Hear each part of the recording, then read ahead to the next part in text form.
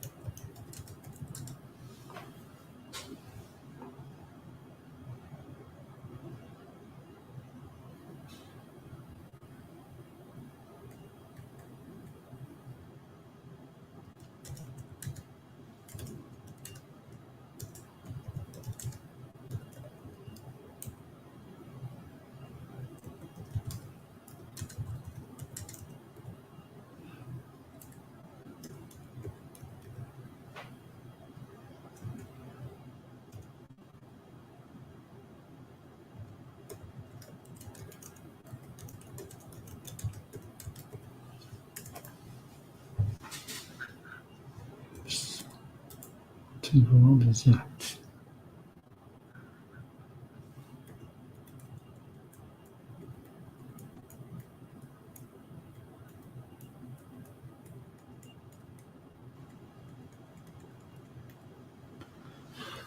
Okay. Sorry about that.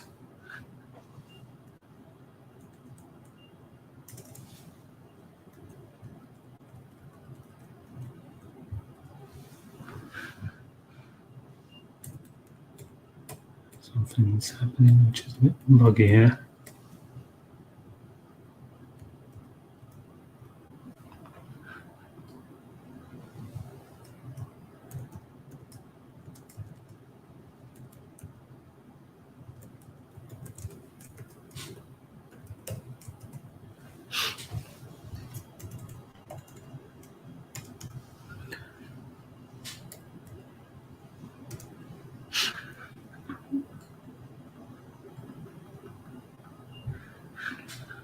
Okay. All right, okay. Get started. Let's back up. So who else do we have here? Saju and Round Maiden. Alaikum assalam. And Hector, good to have you. Alaikum assalam.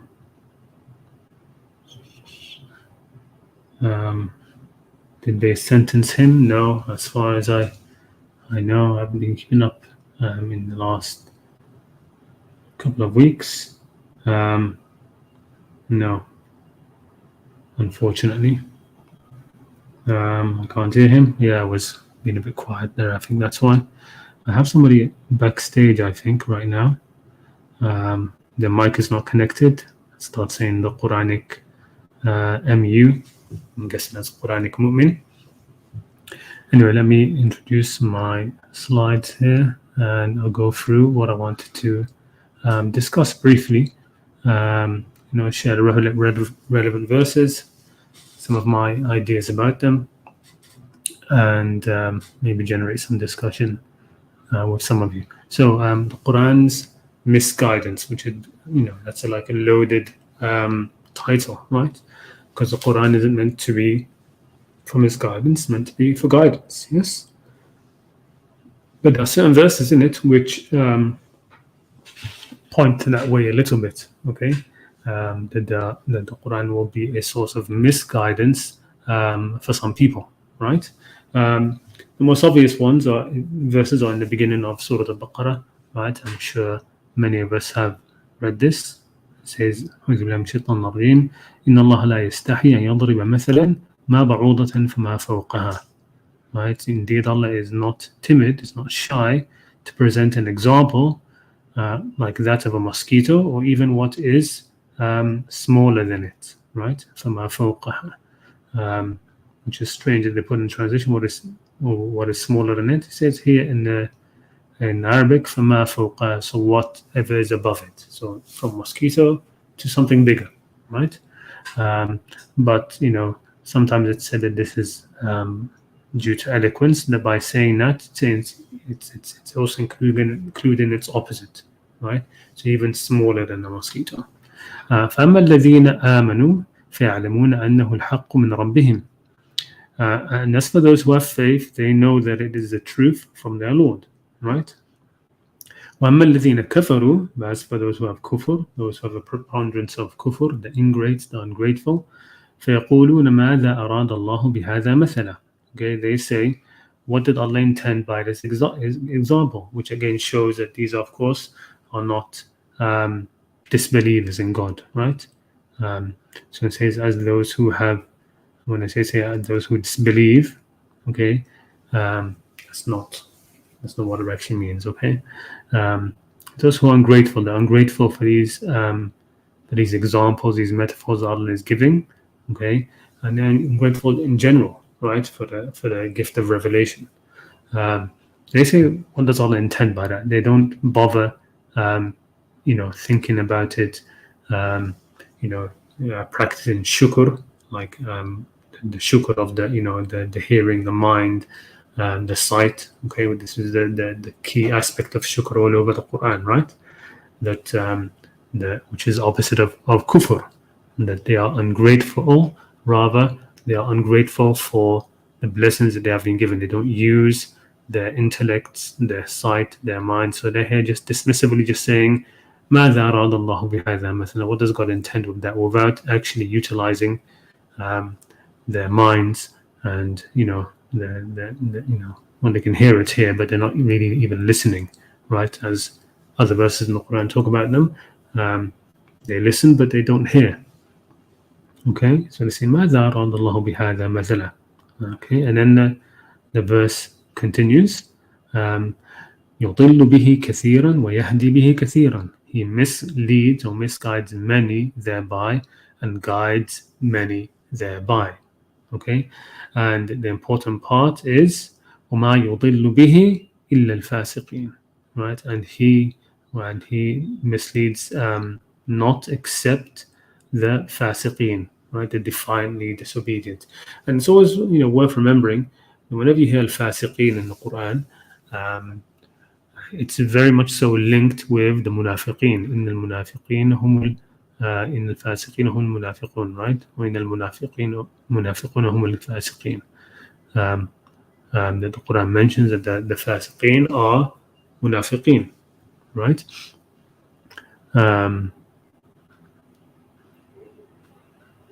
ما يضل به إلى الفاسقين, and then it describes who exactly it's talking about. الذين ينقضون عهد الله من بعد ميثاقه ويقطعون ما أمر الله به أن يوصل ويفسدون في الأرض أولئك هم الخاسرون. Who are they? These fasiqeen. Those who break the covenant of Allah after contracting it and sever that which Allah has ordered to be joined and cause corruption on the earth. Okay, and it's they who are the losers. So the interesting thing here when it says الذين ينقضون عهد الله من بعد ميثاقه, the ahd of Allah, the covenant of Allah after it has been contracted, right? It's going to be related to the kitab, related to the book, okay? Because the ahd of Allah is usually introduced within the context of al-kitab, right? And the kitab in the Quran means basically the prescriptions, the laws, the rules, these sort of things, the foundation of the book. Okay, وَيَقْطَعُونَ مَا أَمَرَ اللَّهُ بِأَنْ يُوصَلَ, and they sever what Allah has ordered to be kept together. Okay, now this is usually thought of to be talking about family relations, right? Family relations that you keep those links, those ties together. Okay, silat al-arham, they say, right? The joining of the ties of the womb, which God has ordered those ties to be kept. But that's another thing that needs to be looked at. I mean, is that phrase in the Quran really about ties of the womb? It is certainly that in hadiths and narrations, etc. But when it's a very general term here, يَقْطَعُونَ مَا أَمَرَ اللَّهُ بِهِ أَن يُوصَلْ, they sever that which God has commanded be brought together. Okay, but it's definitely, if you think of it in just the most general terms, what is it talking about? It's talking about unity, right? That if people are cutting things up, which God wants to be kept together, then we're talking about unity, right, rather than disunity. Okay, and of course that would usually lead to corruption on the earth, right? وَيُفْسِدُونَ فِي الْأَرْضِ, and they cause corruption on the earth.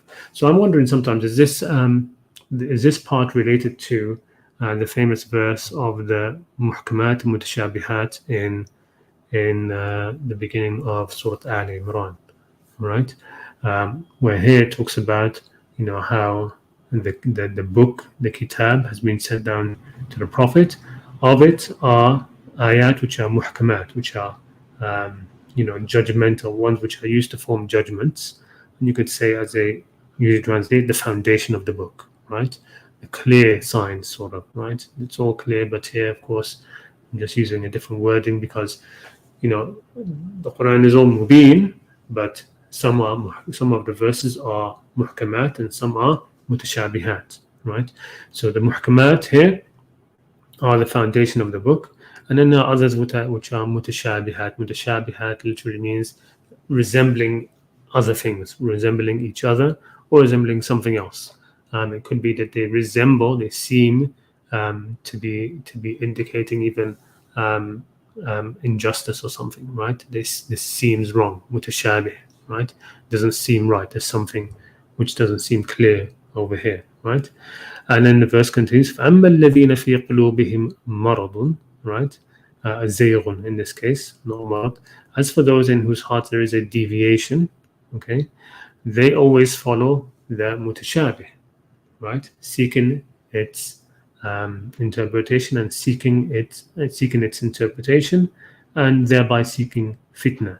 And I've mentioned before, what does this really mean? It means that there are people who they have the book, and rather than uniting upon the muhkamat, they keep on following after the mutashabihat, and thus creating fitna, right? Creating division, and in seeking their ta'wil, and in trying to make that ta'wil, that interpretation, above the muhkamat, right? So they hyper focus on the mutashabihat and then their interpretation of the mutashabihat, and through that they destroy the foundations of the muhkamat, which unite people, right?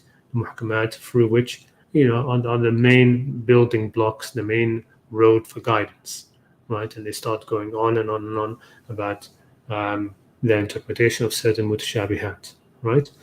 وَمَا يَعْلَمُ تَأْوِيلَهُ إِلَّا اللَّهُ, and none knows their ta'wil except Allah, right? And those who are firm in knowledge, they say we believe in all of it. Why all of it? They put it all together, but they keep, of course, the foundation is always going to be the muhkamat. And so I'm wondering if this verse is related to this, right? That those who are, because again, the verse we were talking about is talking about amthal, metaphors, examples, right? And in that there can be mutashabihat, right? And so they ask, ماذا أراد الله بهذا مثلا? So people in whose heart is zayr, right? God guides with it many and misguides many, and He only misguides those who الذين ينقضون who break the contracts of God, which are foundational in the muhkamat, okay, and then they cut ties of those which God has ordered to be kept together. And so in the ta'wil of the mutashabihat, they cut off into sects and groups, and it becomes very paramount. The whole group, which they cut themselves off from the rest of the Muslims, is defined by the mutashabihat, right? And of course that creates more fitna, right? So I think that these two verses are related, right? And it's interesting that they both come near the beginning of both surahs, right? Surah Al-Baqarah and Surah Al-Imran. Hope that's making sense. Another verse I want to talk about. So we have this idea that people of fisq, okay, the fasiqun, and people in whose heart is zayr, they can be led astray by the Qur'an, okay, and it's they themselves, their own fisq and their own what's already in their hearts, which is causing them to be led astray. And here's another verse. So it's in Al-A'raf. وَمِمَّنْ خَلَقْنَا أُمَّةً يَهْدُونَ بِالْحَقِّ وَبِهِ يَعْدِلُونَ. And among those whom we created is a community which guides by the truth and thereby establishes justice. Right? بِهِ يَعْدِلُونَ. And then conversely it says وَالَّذِينَ كَذَّبُوا بِآيَاتِنَا. But those who reject or give the lie to our signs, سَنَسْتَدْرِجُهُمْ مِنْ حَيْثُ لَا يَعْلَمُونَ. So it's another term in the Quran which indicates this idea that God can lead people astray. Okay, سَنَسْتَدْرِجُهُمْ مِنْ حَيْثُ لَا يَعْلَمُونَ. We will progressively lead them to destruction here. You could say astray. مِنْ حَيْثُ لَا يَعْلَمُونَ. سَنَسْتَدْرِجُهُم literally comes from ad-daraj, which is like steps, right? Steps. You could talk about steps going upwards, and you can also talk about steps going downwards. So step by step they are being led sort of downwards, away. Okay, من حيث لا يعلمون وأملي لهم. Okay, and I will give them time, right? أملي لهم, time for them to come back, right? Time for them to come back, and also, or conversely, time enough to be able to hang themselves with their own rope. Okay, to have the full amount of time to be where they choose to be. Okay, in the Kaydi Mateen, indeed, my plan is firm. My plan is firm. So this is another example of that. Okay, but who are the ones who are being led astray like that?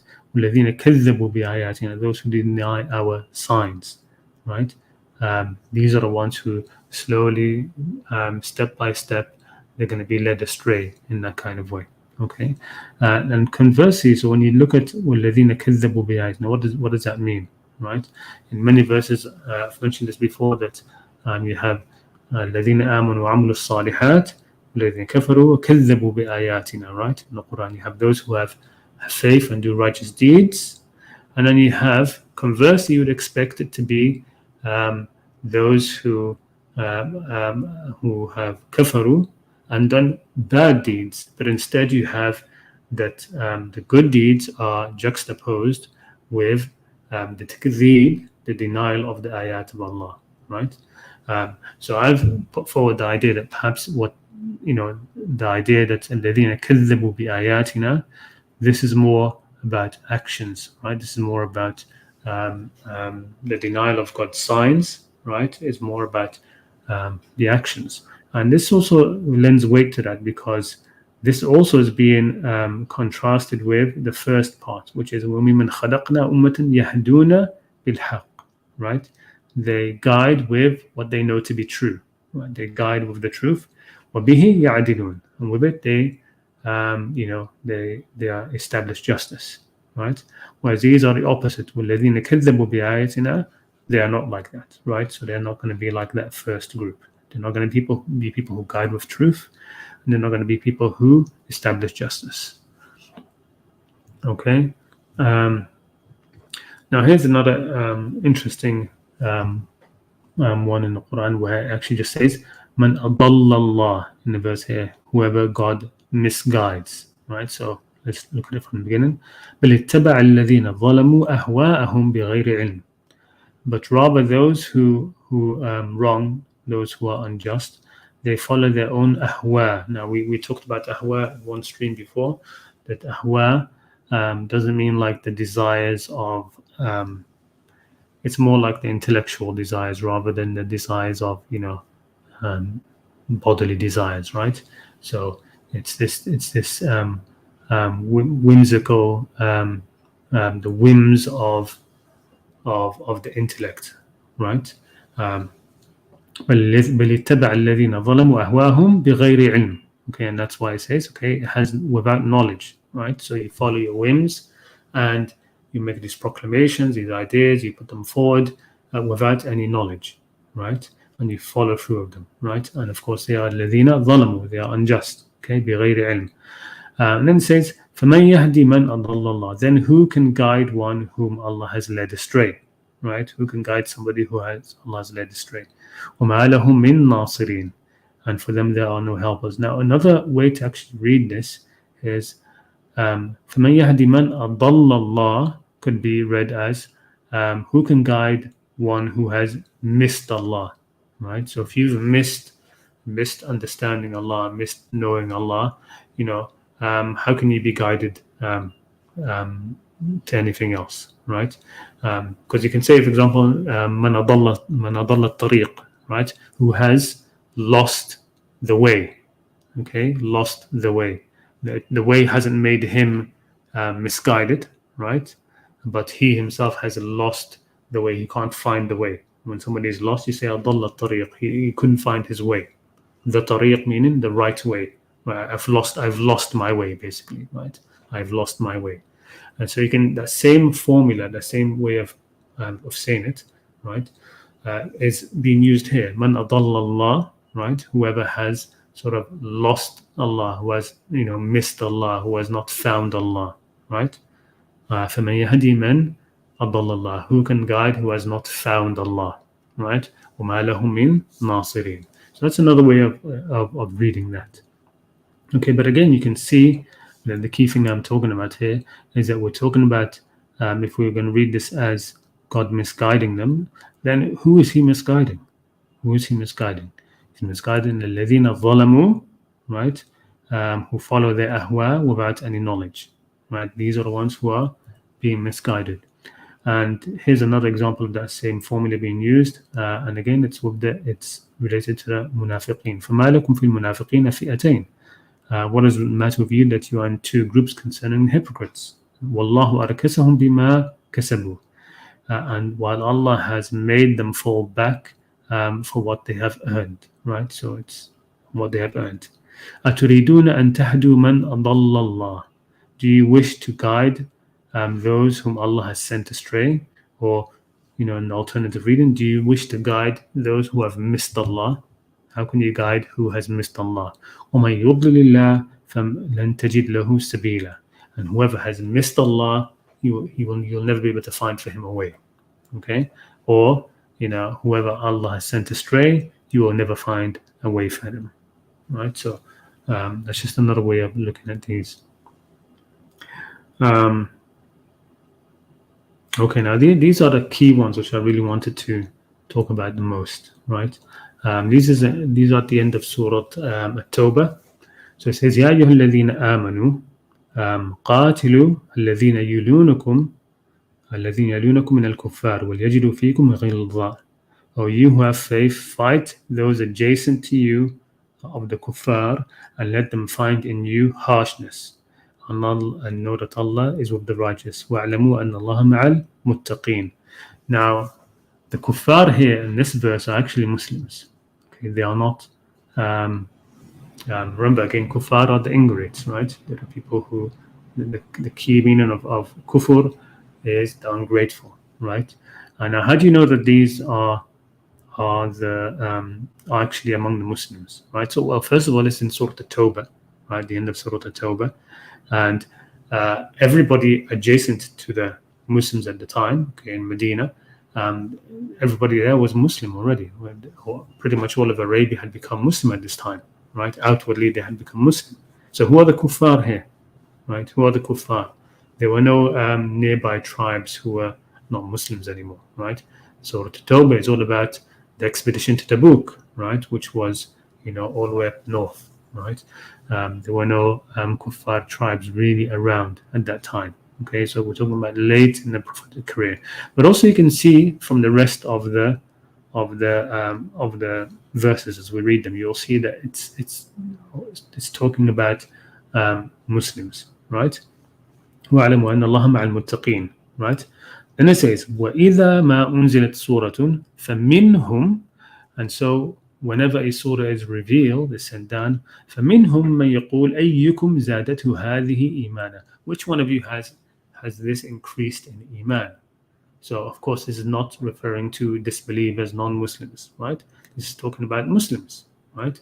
When the surah is sent down, right, these kuffar who are adjacent to the Muslims, to the faithful, right, i.e. hypocrites among them, they say, who has this increased in iman, right? So the kuffar here again must be munafiqeen, right? And so the verse continues, فَأَمَّا الَّذِينَ آمَنُوا فَزَادَتْهُمْ إِيمَانًا وَهُمْ يَسْتَبْشِرُونَ. As for those who have faith, it did increase them in iman, and they rejoice with it, right? They rejoice with it. وَأَمَّا الَّذِينَ فِي قُلُوبِهِمْ مَرَضٌ, but as for those in whose heart is a disease, right? So these again are the hypocrites, the same ones, right? These kuffar probably, right? وَأَمَّا الَّذِينَ فِي قُلُوبِهِمْ مَرَضٌ فَزَادَتْهُمْ رِجْسًا إِلَى رِجْسِهِمْ وَمَاتُوا وَهُمْ كَافِرُونَ. It has only increased them in, evil in addition to their evil. Rijsan, impurity on top of their impurity, right? وَمَاتُوا وَهُمْ كَافِرُونَ, and they die and they are still kafirun. They are still, ingrates. Okay, so again, this shows again that we're talking about the mention of kafirun here, and at the beginning, the same ones, right? So they were kuffar at the start, and after the surah is revealed, and it doesn't increase them in faith or anything like that, just increases them in the rijs upon rijs. They eventually die, and they are still kafirun, right? So we're talking about Muslims, people among the community here, right? And you find that quite a lot. That sometimes when the Quran is talking about kuffar or alladhina kafaru, it's actually, if you look at the context, you will see that it's actually talking about people among the Muslims, among the Prophet's community. It's not talking always about the mushrikeen of Mecca. Okay? But again, so the same idea holds true here, right? That it's those in whose hearts is a disease, right, that are led astray in this kind of way, because a new surah has come, and all it has done is increase them in rijs. It's increased them in defilement. All right, it hasn't increased them in faith, right? So it's due to the disease which is already in their heart, which causes that, right? What could it be? It could be many things, right? So when you talk about the disease of the heart, the Quran talks about diseases of the heart often. Don't try to narrow it down to just one thing, but to give an example, it could be just the issue of pride, right? So there were many among the kuffar who would say, أَنُؤْمِنُ كَمَا آمَنَ السُّفَهَاءُ, should we have faith like these fools had faith, right? And the people of Nuh would say, أَنُؤْمِنُ لَكَ وَاتَّبَعَكَ الْأَرْذَلُونَ, should we, have faith in you while the lowest of the low are the ones who are following you?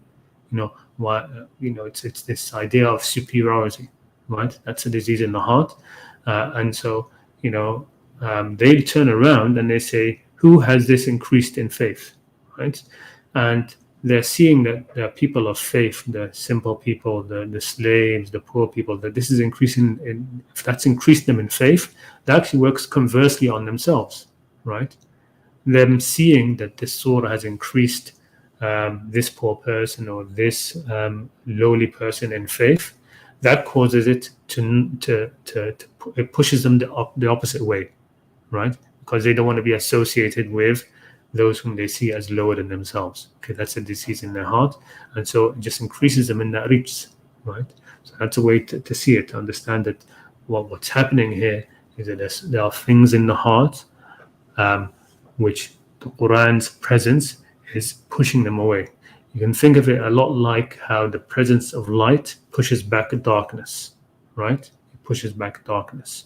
And so if you have, fixed into your heart darkness, right?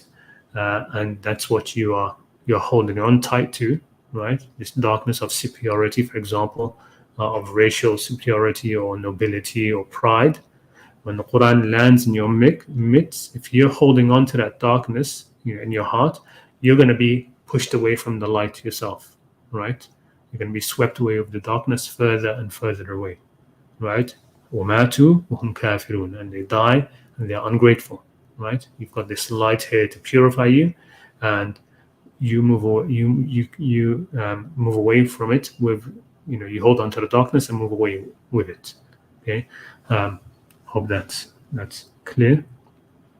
Interesting thing here, though. I wanted to point this out without invoking a discussion about the whole, the last two verses in Surah at-Tawbah, that Rashad Khalifa says are not in the Quran, right? The interesting thing is, so there's one more verse between these. So there's verse 126, but 127 says, وَإِذَا مَا أُنزِلَتْ سُورَةٌ نَظَرَ بَعْضُهُمْ إِلَى بَعْضٍ هَلْ يَرَاكُمْ مِنْ أَحَدٍ, right? ثُمَّ انصَرَفُوا صَرَفَ اللَّهُ قُلُوبَهُم. And whenever a surah is revealed, they look at each other saying, does anyone see you? And then they dismiss themselves, they go away. And Allah has dismissed their hearts because there are people who do not understand, right? And again, it's going to be related to the munafiqun, right? The munafiqun, one key aspect of the munafiqun in the Quran is their dislike of the Prophet, right? When they are called for the Prophet, the messenger, to seek forgiveness for them, they say, no, we don't want him to seek forgiveness from us, right? Again, it's part of the arrogance in the heart against him, right? The dislike. And if you take it back historically, because a lot of the hypocrites at the time were Quraysh and the Banu Umayyah especially were the leaders of Quraysh, and you had that old rivalry with the tribe of Hashim, from whom is the Prophet, right? So they had a intense dislike that the Quran had been revealed to Muhammad. A lot of the time, they didn't have an issue with the Quran itself, which is why they would say, if only this Quran had been revealed to a great man from the two great cities, right? Either a great man from Mecca or a great man from Thaqif. But alas, it's been revealed to this orphan of Banu Hashim, right?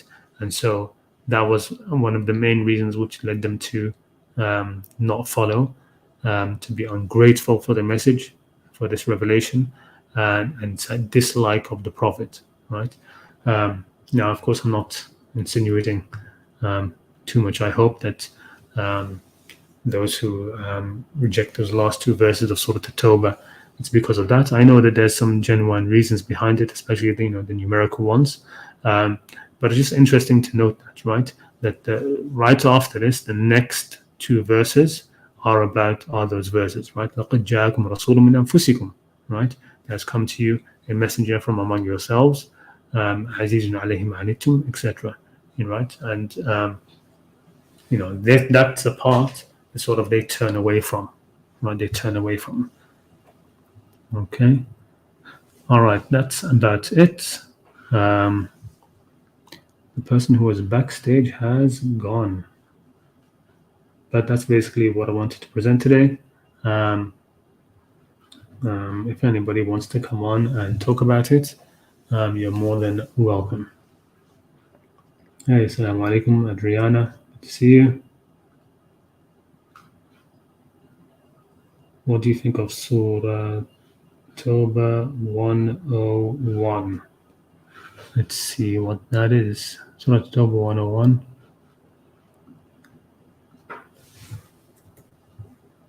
It's 101.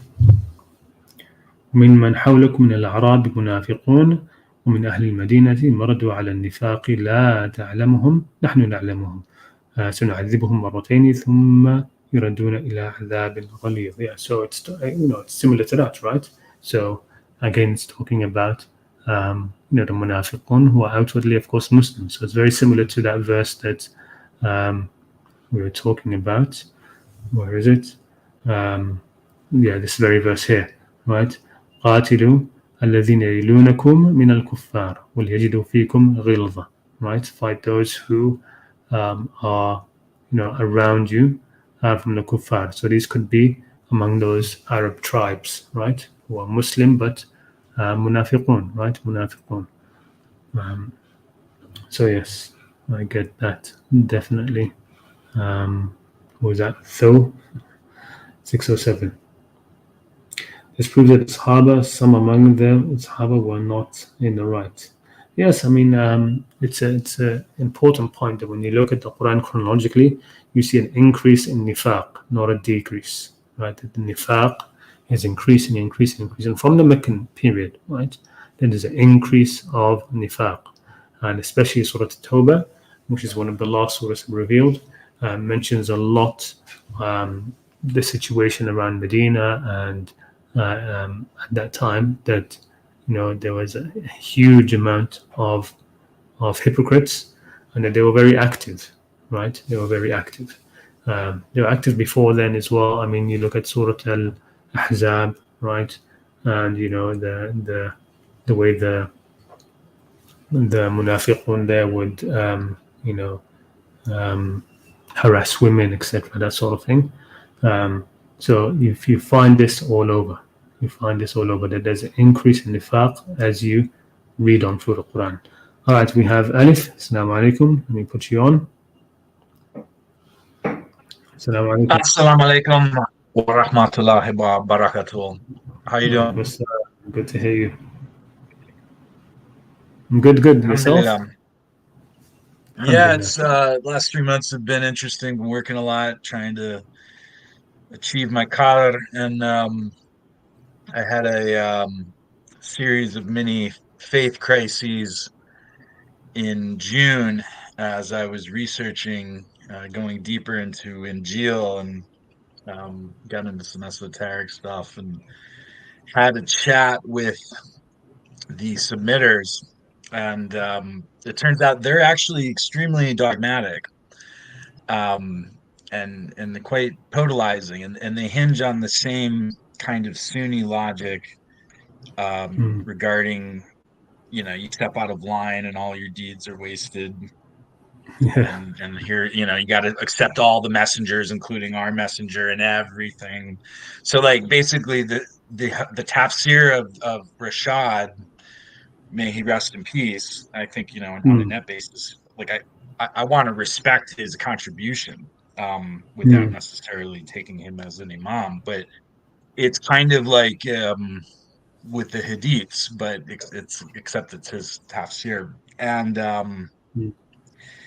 and this whole concept of a very binary theology, and you step out of line just a little bit from the authoritative dogmas, and all of your deeds are wasted. It was quite troubling. Yeah. So as I kept digging, I mean that's similar. I mean to that verse I mentioned, where cutting off the ties of of what God had ordered to be kept united. Right. That's why I think it's related to that verse in Surah Al Imran, the one about the muhkamat and mutashabihat, right?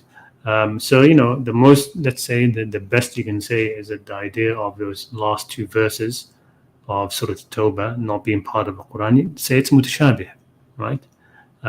Let's say it's mutashabih and not create fitna with it, and stick with Ummul Kitab and not cut what God has ordered to be kept together. Yeah, there are a number of other aspects of the tafsir that I take issue with. I've been learning a lot more about Shiism and its influence on Sufism, and this idea of the Ruhudus as a delineation. So in the Sunni tradition, Ruhudus is strictly the angel Jibril alayhi salam, and everything is very textual. So the ulema have this distinct role, and in Shiism, and to some extent in like Ibn Arabi and that wave of Sufism, there's this softer, intuitive guidance that people can tap into. So this gives you a Hmm. framework for the Shia Imamate. Or if you decentralize that, you get this more spiritual concept in Sufism, which I take a lot of solace in, and also with the Injil, and obviously Christians take that too far, but it's something that's essential to my understanding of spirituality, and getting away from this legalist dogma, whether it's in a minority perspective like they have, Hmm. or obviously the majoritarian one that Yeah. Sunnis have. So on that note, I wanted to, for a while now, go over Surah Muhammad with you, and look at some of these keywords relating to wasting, because habitat is used throughout the Quran.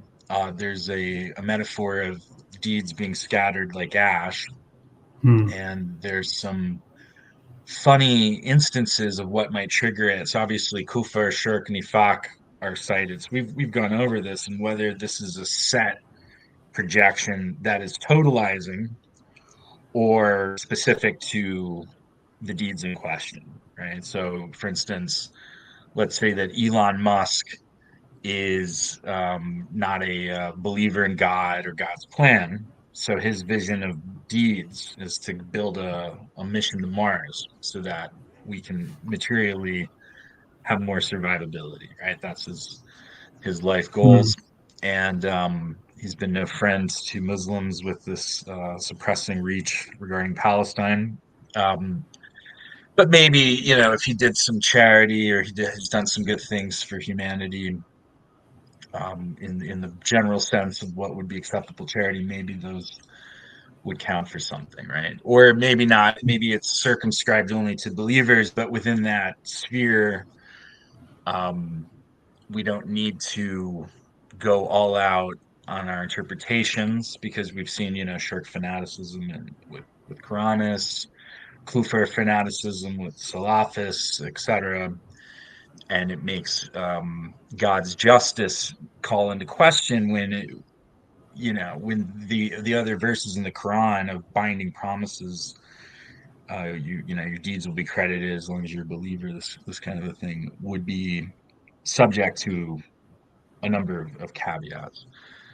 Hmm. Um, so in Surah Muhammad, different. So habitat's interesting because it means it's translates to she was disappointed. So there's this kind of vernacular Arabic sort of sexism, and it kind of sounds like you go through all the trouble of getting married, and then she was disappointed. So it's a funny metaphor. There's kind of a room for forgiveness in that. There's like room for mercy. Which one? Which verse are we talking about here in Surah Muhammad? Habitat shows up in a number of verses. So the thing about Yeah. Surah So. Muhammad is Hmm. that it uses different words that are translated to the same effect. Hmm.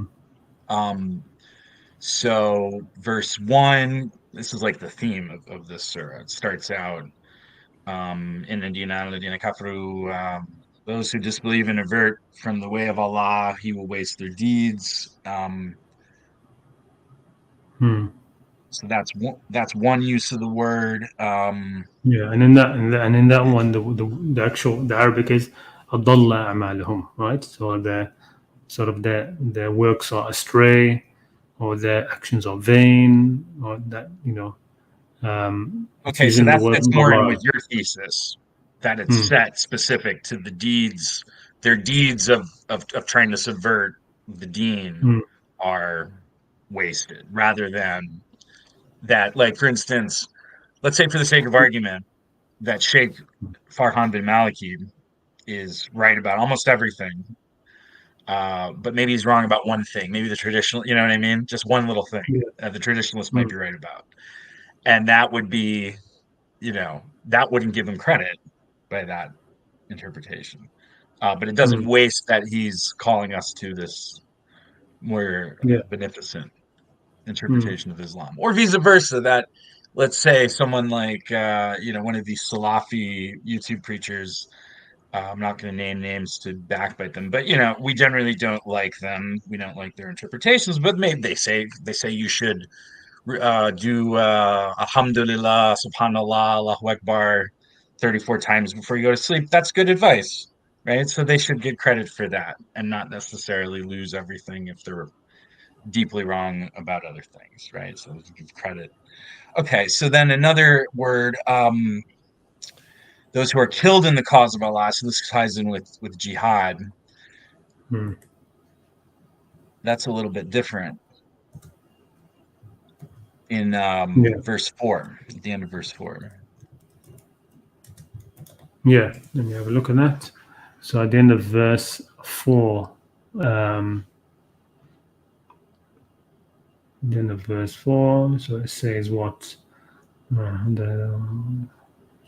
صدق منهم لكن يبلغون والذين قتلوا في سبيله فلن يضل أعمالهم. Yes, so those who die in the cause, or who are killed in the cause of Allah, then their deeds will not become astray as well, right? So you're right. So here it's using the same sort of um, at least root word, dalal and a'mal, right? So that Yeah. their deeds will not be um, you know astray or lost, right?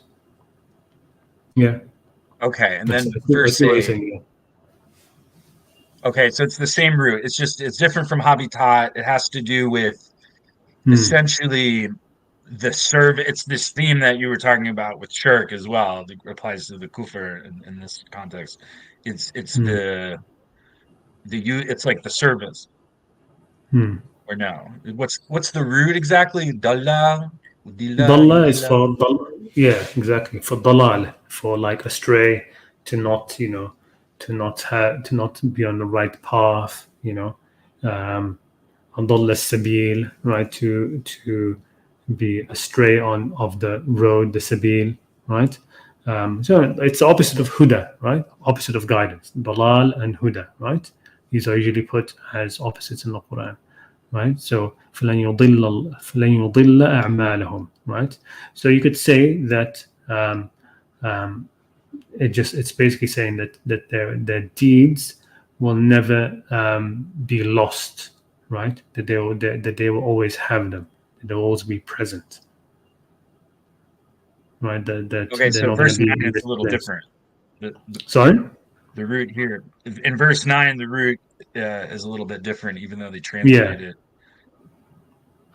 yeah. So in verse 9 is where you have the habita, right?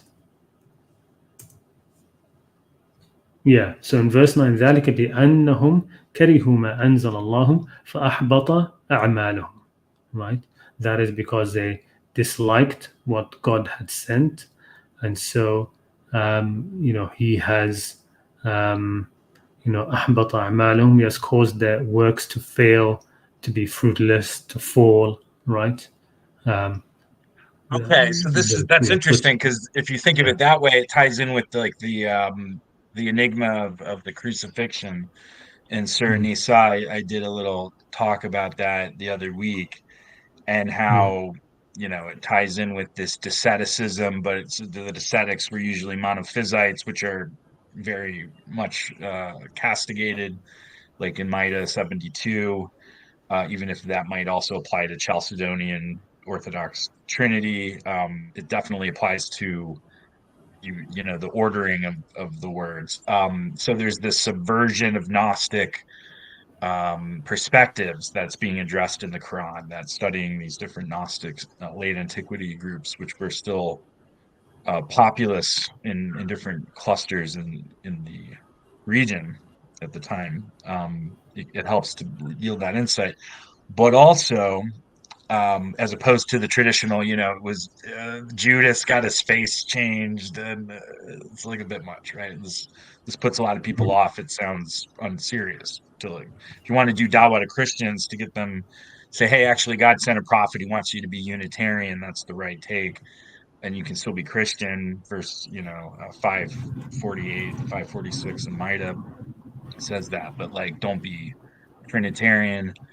But by the way, the crucifixion like literally physically never happened. It's like so maybe there's another interpretation, and it causes them to say, well, wait, so God like let us just think that there was this penal atonement versus no, there was this crucifixion, but God's more merciful than that. He doesn't need to do this weird sadomasochism thing. He can just forgive you anyway. You didn't need that. Mm. And so you took the wrong interpretation from the crucifixion. And Mm. that's maybe more palatable. And then vice versa. Okay, let's say that interpretation of the crucifixion in Esau is more correct, or at least it's acceptable. Then why would God be deceiving? It's like with the wife with the Dabura in 434, and that's had serious consequences. We covered that, but this is at a theological scope, and you've got all these Muslims saying that you're out of the deen if you don't take the Gospel of Barnabas replacement hadith interpretation of that verse, and that verse says the Jews claim to have killed him, but it says they'll translate it. Mm. They'll say he wasn't killed nor was he crucified, but what it actually says is they didn't kill him nor did they crucify him. Right. So there's Mm. a lot of dogmatism, and all of this ties in with the theme. Um, and of course, there's a certain degree of, and this is almost the core theme of not just Quranism or Quran centrism, but any kind of progressive Sunnism, Shiism to some extent, in general, is this criticism that humans have corrupted God's truth. But then when you study, so like for instance, I spoke with Gnostic Quran, who's an interesting young man, and I hope for him to have a spiritual revival someday. But he was a Quranist for a little while, but then Mm. studying the Quran only, he came to the conclusion that there's some, as you might say, tricky things, and so this is all thematic, right? And and this is something that I've been delving into as well, and what other contexts other than the Quran only can we draw from to properly matrix and lens the Quran. Um, so I wanted to ask you. I mean, so what and this whole doctrine of one shot deed destruction by stepping out of the orthodoxy. The orthodoxy is designed to give you like a protective airbag, a seatbelt, Mm. anti-lock, all the fail safes, so that you don't Yeah. trip over one of these deed destroying beliefs. Yeah. Um, in the process, moral anti-realism eclipsed this intuitive sense of justice, which is commonly associated with our movement or progressivism in general, or the last 500 years of human history, let's say, across Mm. movements. Um, so it's fundamental, right? And even the submitters guys are into this translation, right? So a lot of Quran only people will read the Quran the way that Hanbalis read the Quran, as like verbatim word choice Mm. from the infinite, and Yeah. then they'll also assume Sunni tafsir, and they will take things that are translated in the common Sunni parlance and contemplate those English language words as if they were the words of God. And Yeah. this would be another example. Mm. Um, so having said all of that, as I often do, and Mm. there's another 30 odd verses in here. Um, Mm. do you, off the top of your head, we don't have to belabor Mm. each of these, but are there any other uses of what is translated as render worthless other than the dalla or habitat? There Verse? is haba and manthura that comes up in one verse. But just going back to habata idea, that also, I mean, the most straightforward way to understand is, like you said, this idea that these deeds have now become worthless due to stepping out of line.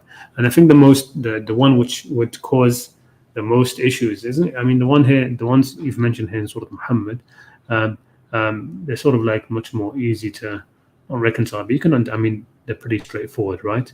The ones which I've always found people found the most distressing, especially the Quran alone ideas, is the one in Surah Al-Hujurat, actually, which is, um, is it the surah before this or after? Surah Al-Hujurat, is it before Muhammad or no? It comes after. So after Muhammad, you've got Surah Al-Fath and then Surah Al-Hujurat, right? And in that surah, near the beginning, you have the one which says, "Ya ayyuhalladhina amanu, la tarfa'u sawtakum fawqa sawti an-nabi, wa la tajharu lahu كجهر بعضكم لبعض أن تحبط أعمالكم وأنتم لا تشعرون." Right? So it's saying, "Oh, you who have faith, don't raise your voices." Right? Don't raise your voices above. That's verse 2. Above the voice of. It doesn't say messenger, right? Which irks, the sort of more intense Quran only belief here, where they always seem to want to divest, messenger from prophet. And there is some, of course, that is important. But here, of course, you would expect from the way they talk about messenger versus prophet, is that it should here be messenger, not prophet, right? So it says here, don't raise your voice over the voice of the Nabi, of the prophet, وَلَا تَجْهَرُوا لَهُ, right? And don't be loud to him, right? Going into straightforward translations here. لا تجهروا له بالقول, in your speech. كجهر بعضكم لبعض, like the jahr of you to each other, the loudness of you to each other. Why? Lest your deeds be nullified, become worthless, and you won't even know. Right? You won't even know. And this is a really funny one, and I mentioned this in a chat with you, I think back in April. The fellow Tijani, who's still alive, who wrote this book, and then I was guided about his matrix journey out of Sunni Sufism into Twelver Shiism, which isn't even the most esoteric of the Shiism forms, but hey, it's the most popular.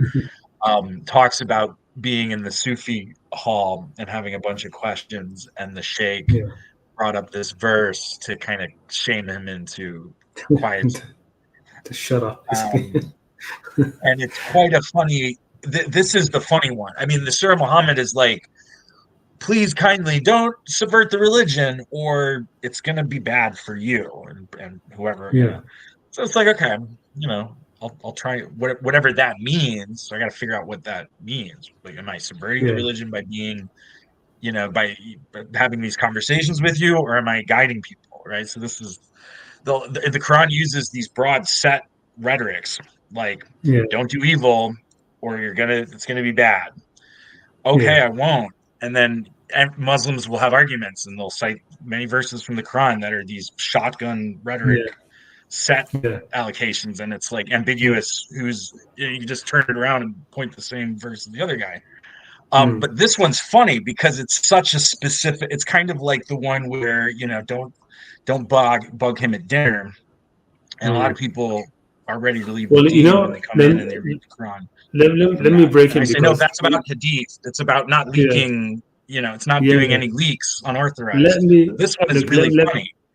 Let me break in, because you actually, I think you hit the nail on it before. And we said, like, you can understand the ones in Surah Muhammad because it's basically, you can say that it's not about subverting the deen, right? It keeps on saying Surah Muhammad, Saddu an sabilillah, right? They barred the way of Allah, right? So you can understand this idea of somebody's deeds becoming worthless when they start to bar the way to God, right? So you've done all of these deeds, right? And a lot of them are going to be personal, right? So your charity, you've done this, but then when you start to subvert the way to God, to bar it, to set up obstacles to, it's something which has huge consequences, right? You're barring the very way for others to follow guidance, right? You're actively hindering. Okay, and so that acts in diametric opposite to all of your good deeds. You see what I'm saying? So that's why you could say, Sure. okay, that's why those deeds are being all nullified. Now, the issue here is what people. I mean, you have to really read it carefully. Sort of and Hujurat, this part which is talking about, raising your voice above the voice of the. It's actually the same thing. It's actually exactly the same thing. It's about subverting the path to Allah, getting in the way of the guidance, right?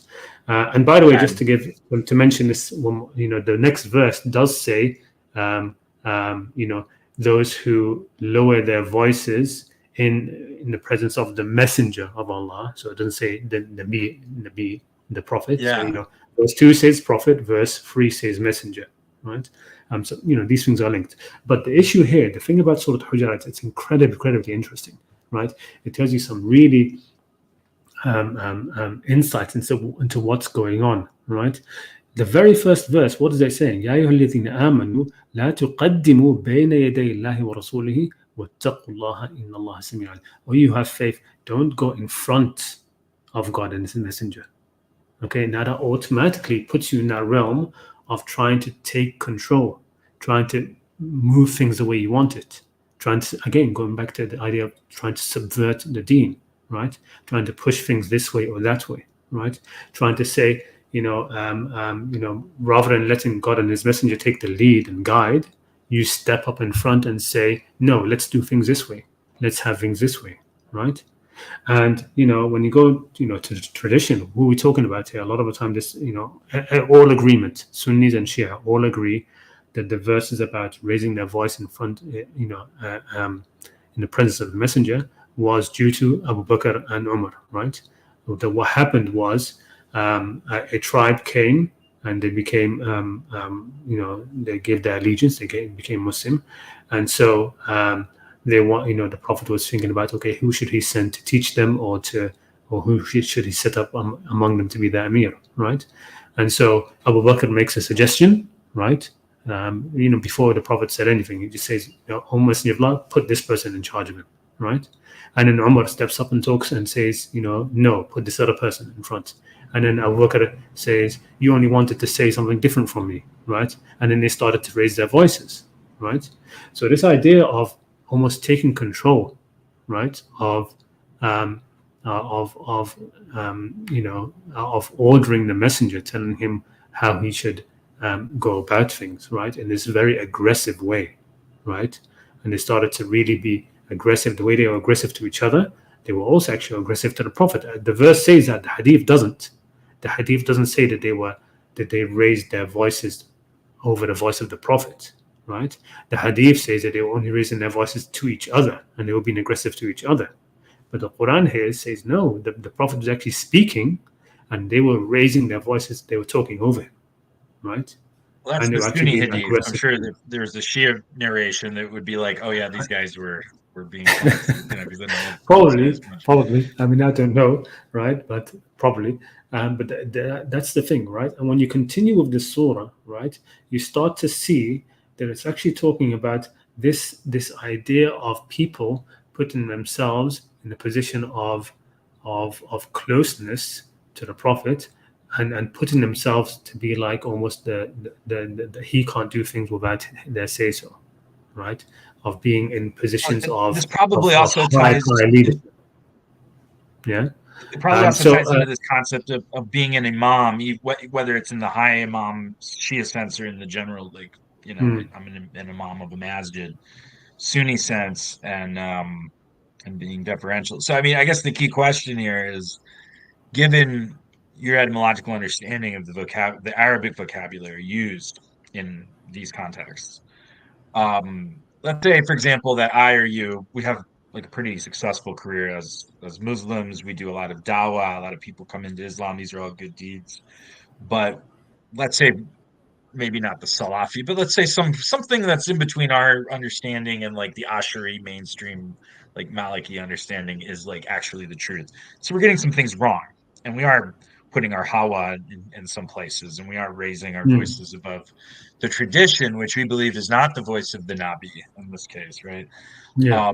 And people can make an argument that this is circumscribed only to that time because of the use of Nabi, but then in the next verse it uses Rasul, which kind of reminds me of how the verses regarding Jesus Islam sometimes says Isa, sometimes says Messiah, right?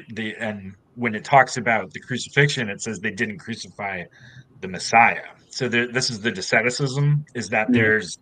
there's an angelic double, and this is actually core to the meaning of the word deen. There's a Yeah. Semitic sense of debt, like am I not your Yeah. Lord? We owe a debt of ibadah to God, and that comes into account. But there's a deeper meaning that it's not a Semitic origin, the word deen. It's an Avestan word, which has to do with the apocalypse of Zarathustra and this idea that you have this sort of guardian angel that will either guide you on the Sirat across, over the pit of fire on Judgment Day, or not, right? So it's kind of like your deeds, that hadith of your deeds will greet you as like a beautiful maiden or as a crone or something like that, right? If they're bad.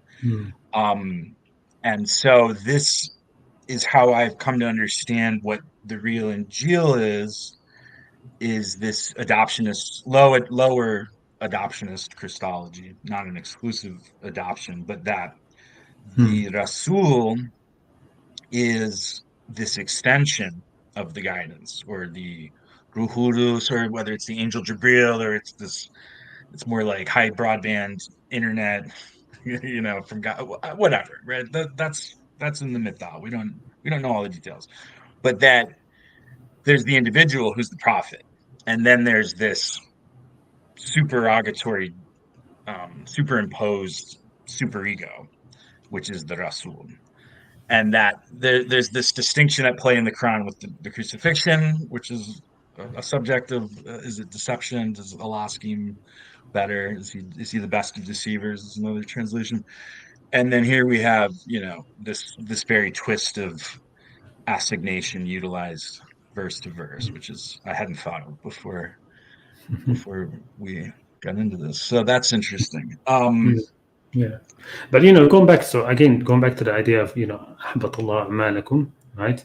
That's I think it does come down to the idea of, like you said, it's about your deeds becoming worthless. It's about the subversion of of the deen, in a way, right? That this happens when you are trying to subvert the deen. And going to the idea of, you've heard, of course, the ring structure of the Quran, right? How verses in the beginning, the mirror verses at the end, that sort of idea, right? That there's this mirroring in the Quran, right? So if you look in Surah Al-Hujurat as well, it's a very interesting thing that when you look at the end of it, you have the verse, قُلْ أَتُعَلِّمُونَ اللَّهَ بِدِينِكُمْ. Say, O Muhammad, to them, would you teach Allah about your religion? Are you the one who are going to be teaching Allah about the religion, basically? So again, it's this idea of going in front of God and His Messenger, right? Trying to dictate the deen, dictate the tenets of the faith,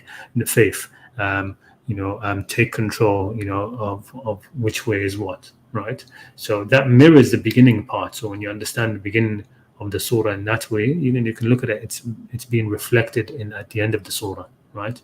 That those who raise their voices above the Nabi or the Messenger, what are they trying to do? They are trying to teach, they are trying to go in front of Allah and His Messenger, right? And they are trying to teach the deen, right? And the surah verse says, قُلْ أَتُعَلِّمُونَ اللَّهَ Are you going to now teach Allah about the deen? Are you going to teach the Prophet about the deen? Are you going to teach the Messenger about the deen? Right? When Allah knows what is in the heavens and the earth. So that's what I think it comes down to. So when you talk about somebody like, for example, Elon Musk, right, has done, maybe he's given all this charity, he's done this, he's done etc. Right? That doesn't fool God when you are doing good deeds, but you're subverting His path, right? You're standing in the way of the path to Him, right? You're trying to take control of it. You're trying to change it. You're trying to move it around. right? You can give all of these charity, because these have huge ramifications, right? Trying to bar the way of Allah, you're barring it from who, right? It's no longer about you following the path of Allah or not, your own deeds. You're barring the path from others, right? It's like setting up a roadblock on the road, right? To prevent people from getting to, I don't know, to water or something. And then so you've got this road of lots of people trying to go through, and you're barring it. And then on the side, you're giving water to thirsty people, and you think you're doing good deeds, right? No, I mean the amount that you've done in opposition to those good deeds, it's much more, because you're barring the road from others, right? I So guess the that's question is, are you judged according to your interpretation of what the Quran's saying on the mm, basis of the net water distribution? So you've deprived people of, 1 million liters, and you've handed out 100,000 liters, and so you're kind of fooling yourself. You're down 900,000 liters net for that, right?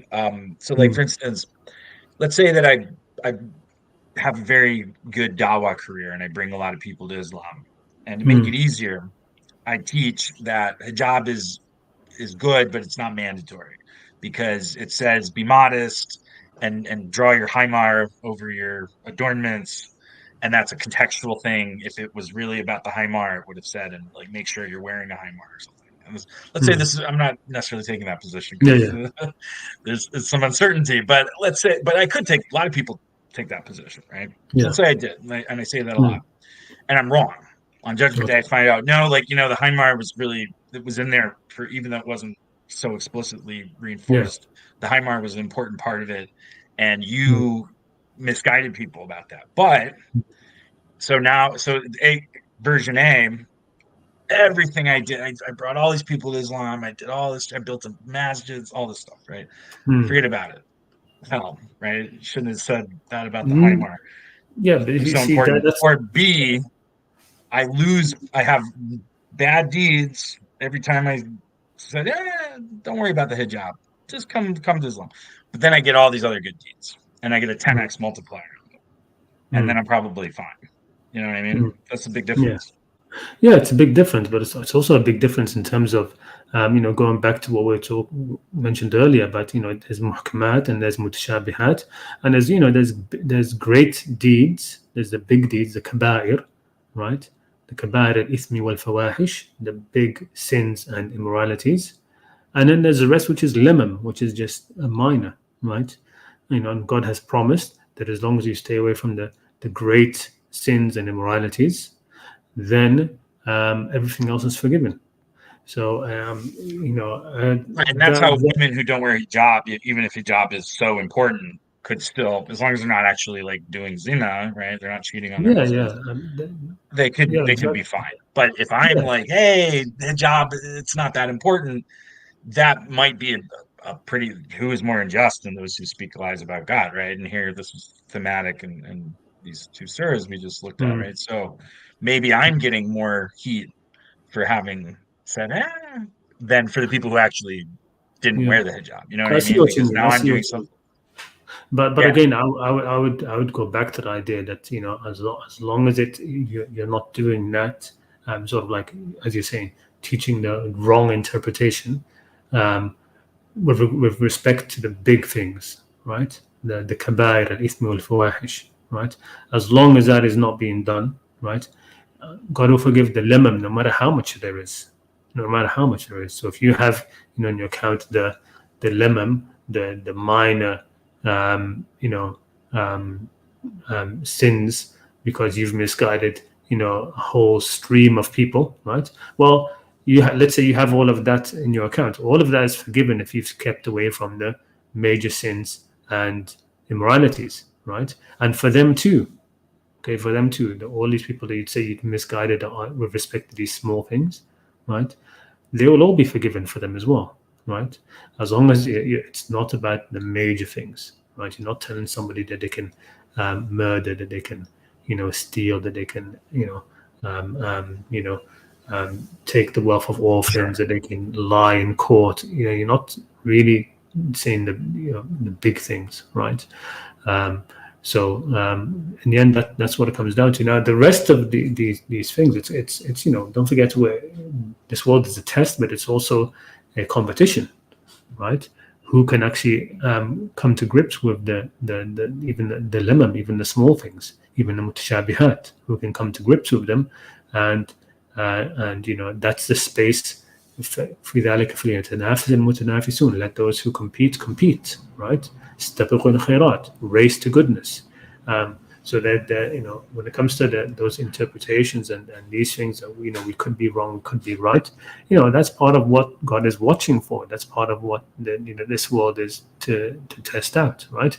Who is the one who's going to match up the closest with Allah, right?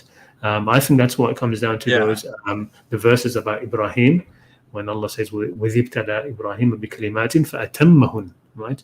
When God tested Ibrahim with some words, and Ibrahim completed them.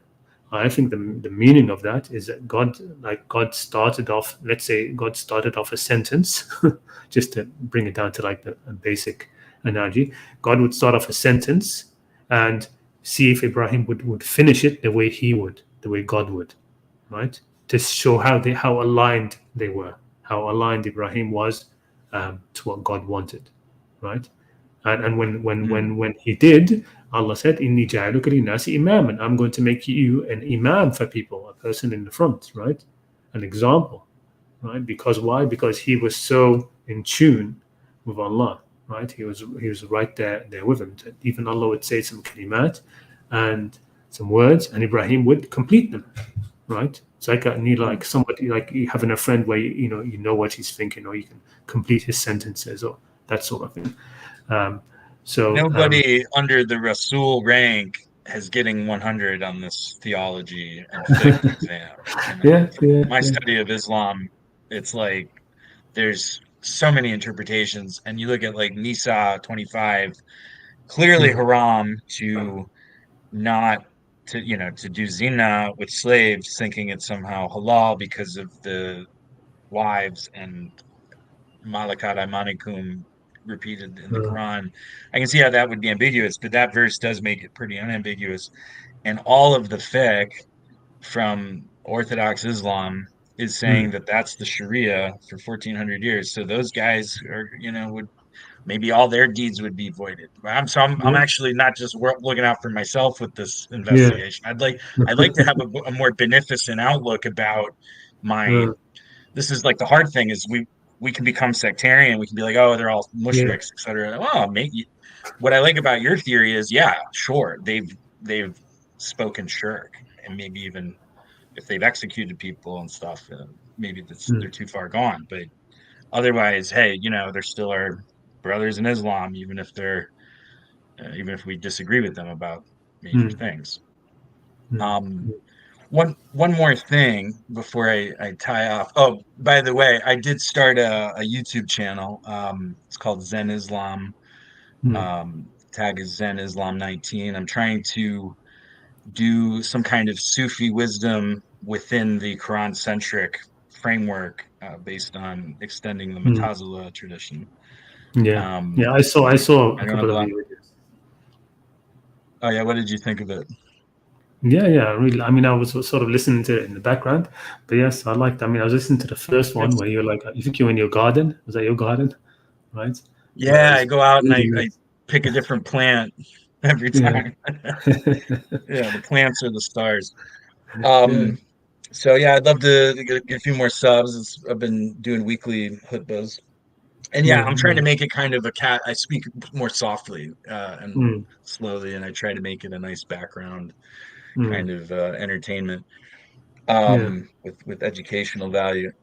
So one closing question: this whole idea of God misguiding, mm, and in Ibn Arabi's thing, the divine name, the misguider, is yeah, associated with Iblis, right? So even if mm, we were to take this very more Platonist heavy interpretation, like the original mm, Mutazila Akida or the Catholic theology, or Plato's theology. In Plato's theology, God would not misguide at all. It's because mm, God's kind of this mathematical algorithm. Yeah. It's all truth. It's just straight Mm. up, right? Yeah. But in that lacks this kind of personality that we see in the Abrahamic tradition. Yeah. And then the Mutazili and the Catholics both end up with somewhat different spins of that very What what strong what Platonic what do the influence. what do the Mu'tazila say on this? I wonder, because they have a paramount concept for adl, right? Adl is one of the justice is one of the key People foundations of for them. monotheism and justice, Yeah. absolutely. Yeah. Right. Yeah. So justice is a unifying thematic, Mm. and the thing about working in that school as opposed to like being in a body, for example, where there's Mm. this whole nation, there aren't that many of them. There's probably more Quran centric neo Mutazili people who are kind of coming into this movement, and then they don't land on the more hardline kind of Baba Schweib, uh, Mm. which I would say is a Hawarij position, not as a slur. Hawarij is meant to be like, oh, you're a terrorist, because Mm. Yeah. they were terrorists back then, but because the usul of the Hawarij was Mm. Quran only. And Yeah. then the Abadis did taqlid in the Abbasid period. This is from Peter Wilkinson's book, with the Mm. hadiths, and they filtered it down more. So they took this more, but I find Abadism to be very dry and humorless Mm. and lacks. So, and that would be the Sunni critique of it, is that the Sunnah has more of this jovial, heartfelt, thing that you can find in some hadiths. But anyway, Mm. with the Mutazili, there's a total discontinuity. So what the Mm. Mutazili believed in the 800s and what 21st century Mutazili sort of thinking people, which is the usul of Quran first, a lot of reason, philosophy, filtering hadiths, probably Mm. more hadith skeptical. The Abadis ended up incorporating some of the nasty things in the Sharia into their interpretation, so maybe filtering out of that, Mm. appreciating science, Western history, and so on more. So um, we get to kind of make it up, not entirely, but we don't have this lineage of sheikhs that's sort of unbroken, right? Because it got fragmented into Zaydism and Twelverism, and then there's Twelverism has this whole thing, and um, and then there are neo-Mutazili sheikhs as well these days, but it's just very dispersed. So one thing I wanted to put to you before I answer that question, and Mm. on the Akita note, is I noted your conversation with Umar Kadanin, I think his name is, and I followed him because he made a diagram where Quranists were on the outside of the circle, but we're not Mm. outside of Islam. But then when he chatted with you, he said that Quranists are kuffar. So I don't know, maybe he got frustrated and changed his position. Who? Yeah, Ahmad who? Sorry, and do you I'm remember not that sure. guy Umar on Where Twitter? did Twitter? Omar. I Yeah, don't know. Which this was Omar? a couple of This months is ago, maybe, or a a month couple of and a half, months ago. Yeah, I probably maybe don't a month remember. and a half ago, and he said, you should seek out an Orthodox madhab, Yeah. and it made me think. Mm. Well, his position's a little inconsistent, but Yeah. okay. Because I thought he was trying to be Mm. ecumenical towards minority positions in Yeah. Islam, Yeah. as long as they Yeah. don't violate the No, I don't. core, Yeah, I don't remember pillars and that. so on.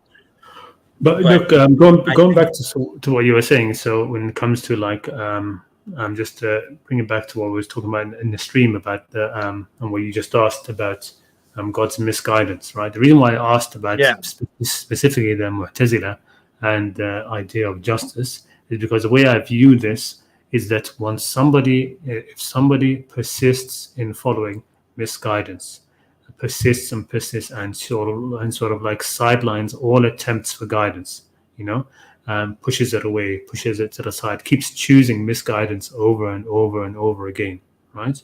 Then ultimately, um, it reaches a point where it no longer becomes just to have him guided, right?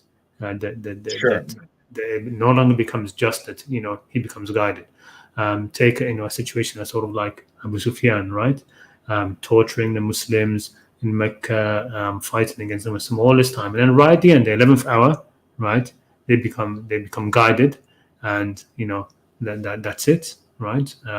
No, there's a certain amount consequence, natural sort of consequences to what like the idea, it's circular but true. You become what you do, right?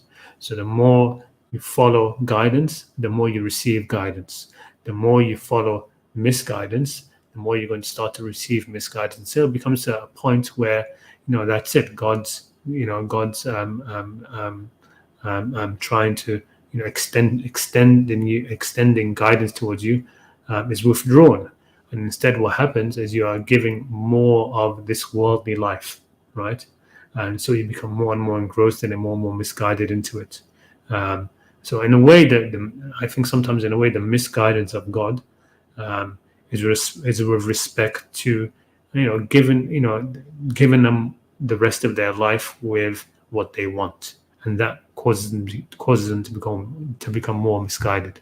And the Quran talks about how if it weren't for God, for the fact that all mankind would become united upon evil, basically, then He would have made the those who reject the Rahman. He would have given them houses of gold and roofs of silver. He would have given them basically the world, right? But those who have rejected, He would have given them the world. Why? Because as He's given them what they wanted, right? They're rejecting, and so it becomes more of a test. But if God had done this, He wouldn't have found any righteous people, right? Everybody would have run to the people of evil, right? Because they are receiving. It looks like they are receiving God's favor, but they're not receiving God's favor. They are being misguided, right? Even further, because of their rejection, right? So sometimes getting what you want, right, is a punishment in itself, right? It's misguidance in itself. If a child is constantly asking, sneaking off to, I don't know, to do something which is detrimental to themselves, to their health, let's say, right? Smoking, and they keep on trying to smoke, and they keep doing it, and they keep on told no, no, no, no, no, right? And eventually, that continual kufr in the parents wanting good for them, it reaches a point where they say, okay, fine, here, have all the cigarettes you want, right? And in that way, there is a misguidance into it, right? And that okay, whatever, I'll buy your cigarettes for you, have them, right? And ultimately, it damages them, right? They are the ones who are the recipients of that, right? So that's how I see sometimes this idea of God misguiding people, right? It comes. That's why I put this slide on now. That ultimately God's misguidance, just like His guidance, it comes after actions that lead to it. Okay, there are rewards or punishments for the previous good or bad deeds, right? When it comes to guidance, the Quran says, وَالَّذِينَ اهْتَدَوْا زَادَهُمْ هُدًى, and those who take up guidance, they guide themselves, right, through what God has already given them, then God increases them in guidance. And in the same way, when it comes to the misguidance, right? If you take up misguidance upon yourself and keep choosing it, then God gives you more misguidance, right? Past certain points. Yeah. So that's how I see it. That's why I was interested in knowing if you knew about them, what is in a position. I think what you just said. Yeah, I think what you just said is in line with the classical Mutazila Akida pretty well, and it reconciles this. My somewhat unorthodox addenda to this, based on all the intertextual reading that I've done, is that there's a certain amount of game design or a certain amount of trickiness built into the Abrahamic system. The appointment of Shaitan, the setup in the garden, this whole thing with even in Christianity, you're supposed to read Mark 10:18 as with Tawil and see it as a riddle instead of taking it. Yeah, I mean, but when you talk about trickiness, you're talking about test, right? Like something which is like. So I see this built into the Quran as well, and I think we need to do more research sometimes, and that would be my twist on it. Yeah. So, and in conclusion, I wanted to say that I really think that we should claim a lineage of a madhab going back to the Mutazili and say that this is actually a tradition in Islam If you want to pray the Tahajjud differently, Ibn Masud did it a little differently in Medina, Yeah. etc. And we can have these debates in a different grounding than what, for instance, Brother Muhammad does, who I've seen him do great work. But it's very much this modern restorationist movement. And then if you're like an Ismaili Shia, then you've got your Imam on the boat and stuff. And they do have this lineage with the Fatimid Caliphate and so on. So this idea of lineage as essential to your base of argumentation is impressive to a lot of Muslims. Yeah. It And, is. you know, we don't need all the Sunnis to become Mutazilis or Quran only or Ibadi or anything. Yeah. They just need to not preach evil and adjust their understanding a little bit. It's the same thing with, like, we don't need to convert all the Christians to following the Quran. They can follow Christian Sharia and maybe just change their Aqidah a little bit and not fund Israel. It's not that we're not asking for a whole lot. And I think this can be negotiated. And I think if we get together and organize and we have like books of fiqh and like conferences and all this kind of stuff. So I see a lot of Mutazili flare people on Progressive Islam sub. They kind of steer clear of the Quranic sub because of the shirk fanaticism, probably. But anyway, so that's my call to action to close. And I appreciate your time. No problem. Do you agree with that call to action? Yeah, I mean, I would like to know more. The problem is I don't know enough about the Mu'tazila, right? So I would be wary about that because, you know, attaching a lineage to a madhab, you can start create all of these arguments of people now arguing against you, saying, well, the Mu'tazila believe this, so you believe this. And so I'd be wary of it. So, I don't know. I'll need to think more about it. But look, there's so much discontinuity, though. Yeah. There's so much discontinuity that we can like leapfrog a lot of those contentions, maybe, because it's like 1,000 years of discontinuity. Okay. True. Walaikum salam. Walaikum assalam wa rahmatullah. Thank you very much. Shukran. All right. Okay, here we go. Let's go. I'm gonna bring in. Let's see, who shall I bring in? Because I appreciate it. We've got 3 people who are working, but there's only 2 backstage now. We're waiting for a while. Let me bring in, since Tahsin, you said Seju can go first, and Seju's not here, I'm going to bring in Rahman for a bit, and then bring you in if you don't mind. Okay, hello. Salam. Assalamualaikum. Can you hear me? Yes, can hear you. How are you doing? Excellent. Nice to hear from you. I'll be very brief. One thing for Aleph Funk, I've been trying to reach out to you for months, and you keep ghosting me. I'm the only commenter on some of your videos. I've reached out to you on Reddit. My username is Abu Ibrahim Al-Emriki. Please respond to me. That's my appeal. All right. I'll let him know next time I spoke to him. But I mean, I could have like put you on at the same time together. I tried, but it's all right. If I knew I am trying to. I'm trying to do. Yeah, my bad. I've been trying to organize as well exactly what he's talking about, not under a Mu'tazilite kind of tradition, similar to what you had mentioned, the critiques. Like, we're not Mu'tazilite. Mu'tazilite existed in a very particular historical context, right? Yeah, it's also worrying as well because the Mu'tazila, a lot of what we think we know about them, it comes from the Sunnis, right? Exactly.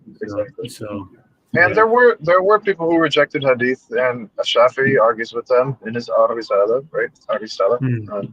This is known historically. The lineage thing is valuable for sure, but I was wondering, it seems like as you guys were talking, I get the notion of, and this happens a lot with Quran alone, people, we like to distance ourselves from ourselves, right? Yeah. We're all on the same team. The Sunnis, from Jabhat Hashmi to Muhammad from God and Abu Shuaib, they call us all kafir. They don't like us. They hate us. And we all have a wide range of views. And I just want to say it's important that we stick together. For instance, there was his brother in Bangladesh recently who was a father. He was attacked by Jami al-Islam or whatever.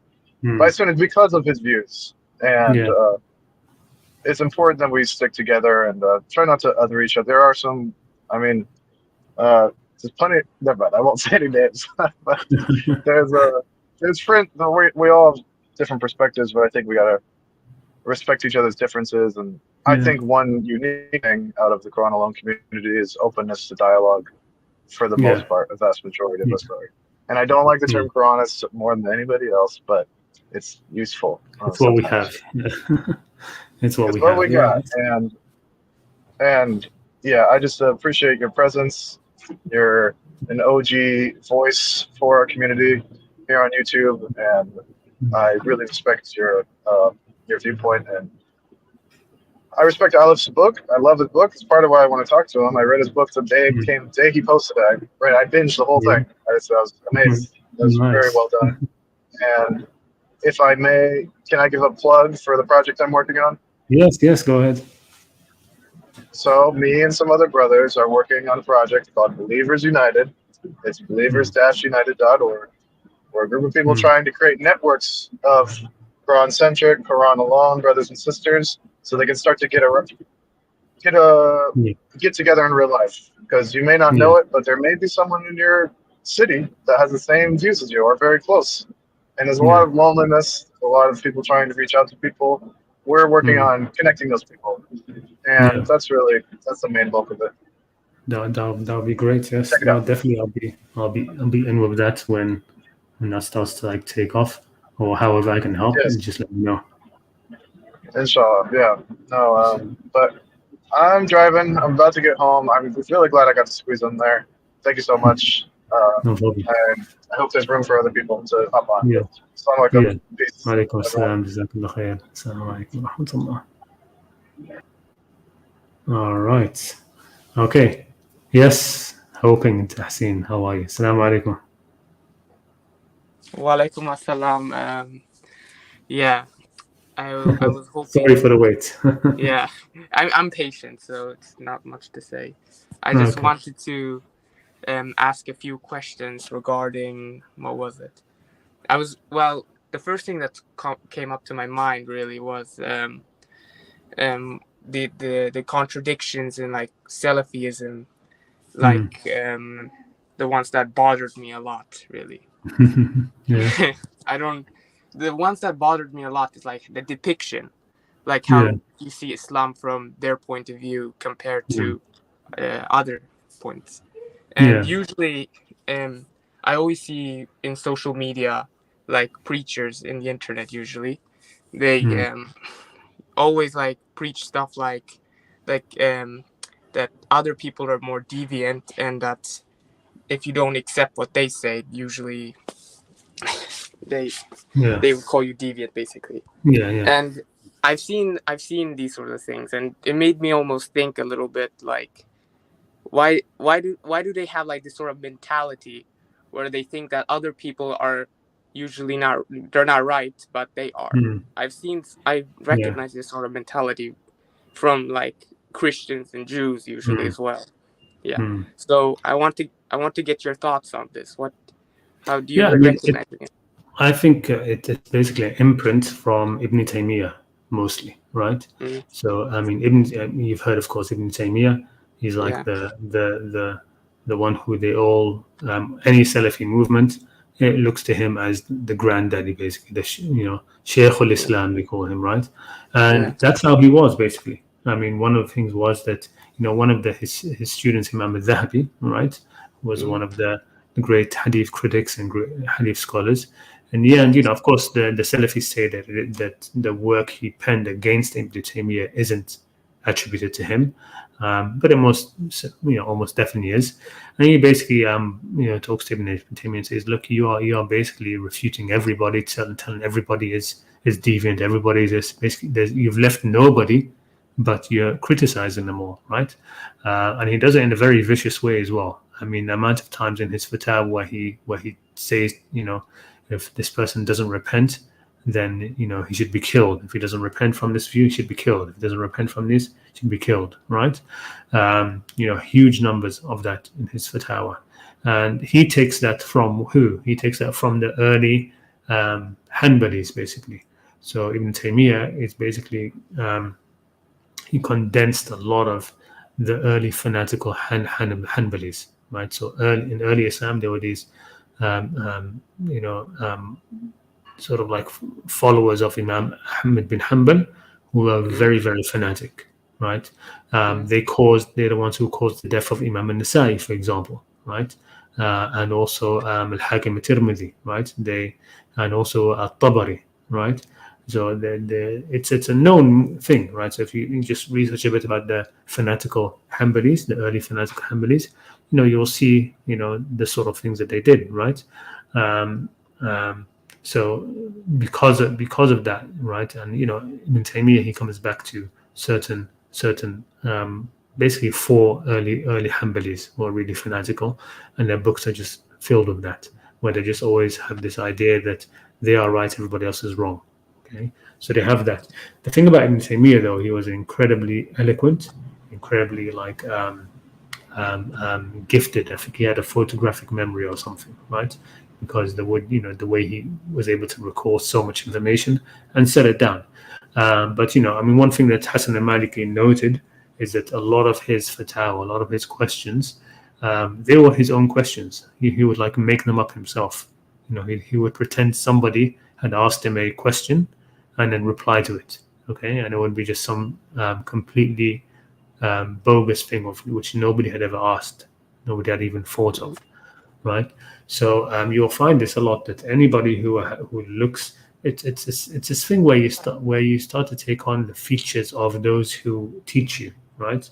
Of those who are your teachers, or even through books, right? So that sort of thing has imprinted the Salafis. Okay, the attitude of Ibn Taymiyyah of thinking where, you know, he's right, everybody else is wrong, everybody else is deviant or innovators and stuff. That's imprinted the Salafis. You know, in a similar way to, for example, Imam Malik imprinted the Maliki madhab in how it deals with who they consider to be innovators. So the Maliki madhab is the most vicious out of all of the Sunni madhabs towards whom they consider to be mubtadi'ah, whoever they consider to be innovators, right? So they would have them repent or killed, etc., like that. The other madhabs would just say, you know, they are sinful, but they won't actually act against them, and that's because Imam Malik himself, you have all of these narrations of him, for example, throwing people out from the mosque of the Prophet. So I mean, you've heard the famous incident where somebody came and asked Imam Malik. This guy came into the mosque, and this is the Prophet's mosque, right? Asking Imam Malik, you know, about the verse about Allah sitting on the throne, right? And he just called, you know, he sat there for a while, you know, silently. Then he just said, you know, how is unknown and this and that, and you know, asking about this is a bid'ah, right? And he had him thrown out of the mosque, right, as if it's his mosque, right? It's the Prophet's mosque, you know. Yeah, but that's how he behaved with a lot of people, right? He would have people thrown out of the mosque. And so that sort of mentality imprinted itself on the Maliki madhab, right? In a similar way, Ibn Taymiyyah imprinted himself on the Salafis, right? They all come back to that.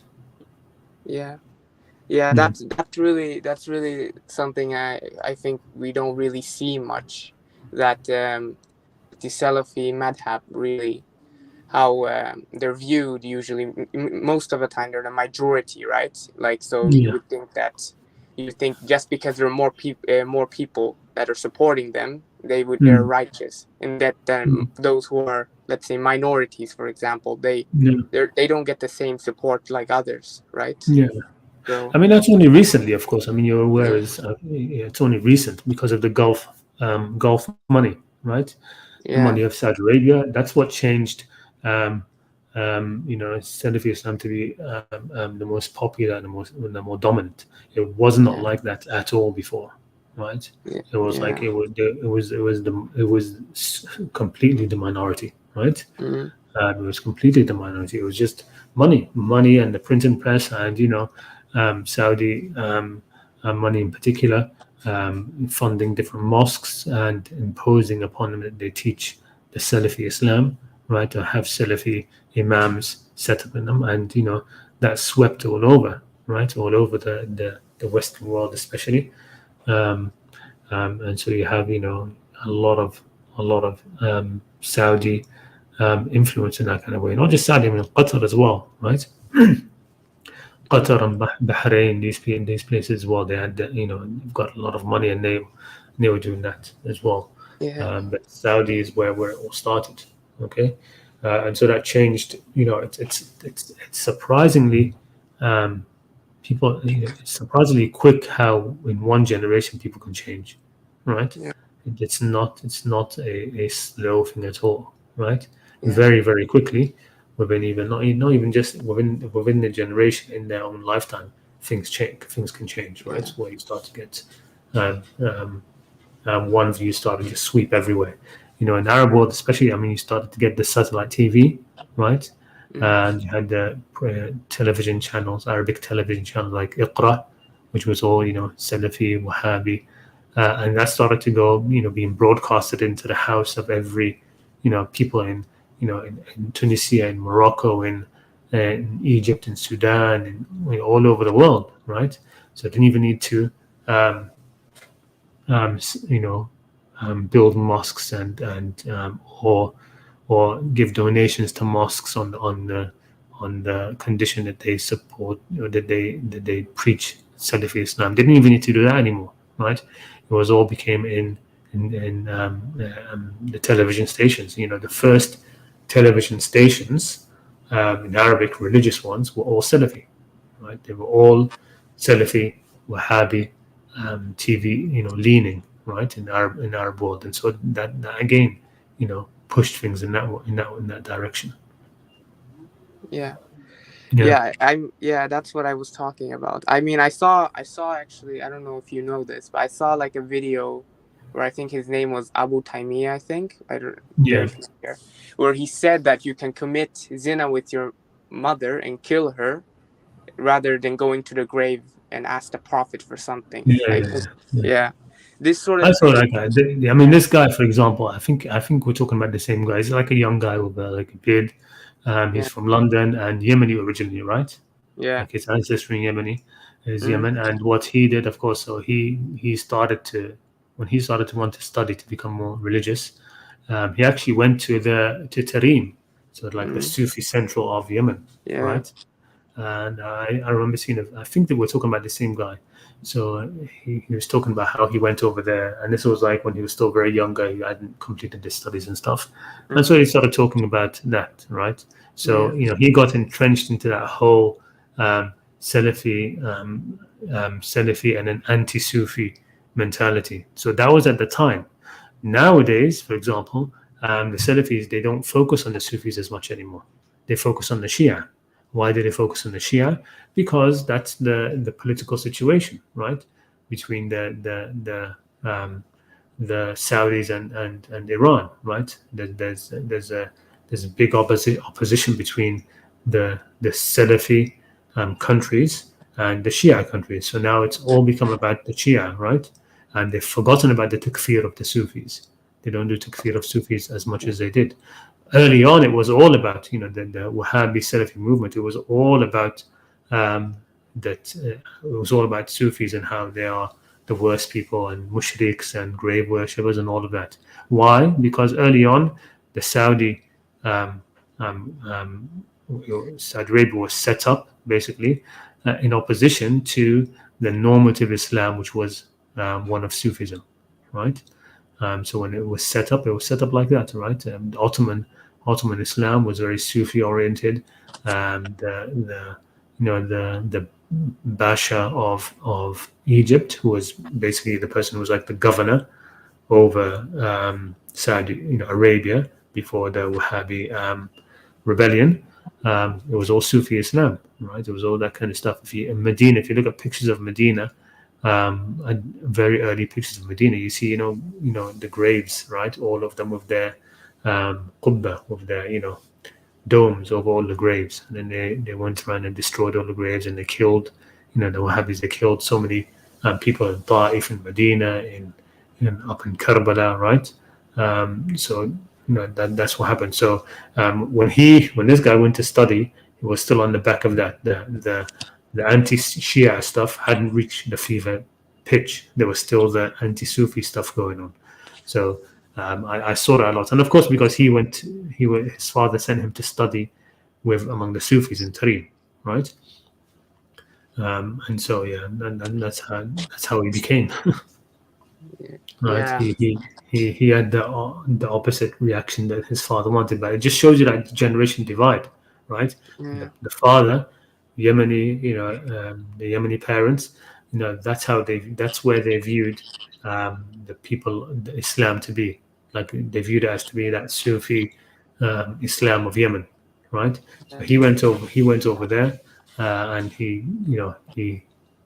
didn't like it or whatever. He saw things that he thought were wrong, and so he went to Damaj, right, another place in Yemen where it's the opposite. That's where the Salafis set up in Yemen, in a place called Damaj. So he went to study there. Yeah. I mean, it's quite like that. I mean, what about the Sufis and stuff? I don't really know that much about them really, but why? So they were basically, the Salafis were calling them mushriks first, and then just switched it from to Shia. How Yeah, I did mean they were always doing that, but I'm just saying in terms of the general who are they attacking most now?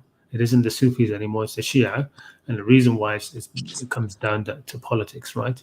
It's who the scholars are talking most about, and who the scholars are talking most about is dictated by who the government wants the scholars to talk most about, right? Yeah. And they want them to talk mostly about the Shia, about Iran, right? Because that's what they want to have in case they don't want to talk about them as their brothers or anything like that. Because if they want to attack Iran or whatever, then that's how it is, right? When it's demonizing their opponents, basically, right? So there was always the Salafis always had this, right? The odd thing is, what they don't understand is that because the Salafi is basically, like I said, it comes down to the fanatical Hanbalis, right? And the Hanbalis were extremely fanatical about the grave of Ahmed bin Hanbal.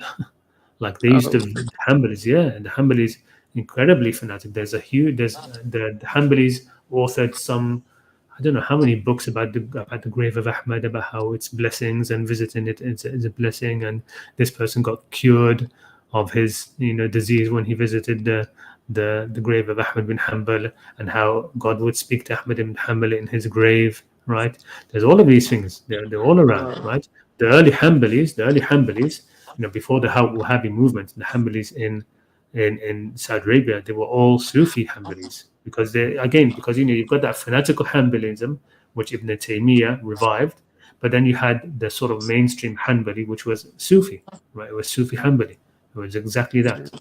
Muhammad ibn Abdul Wahhab, his brother, wrote a book against him, right? His own brother, in accordance with the traditional Hanbali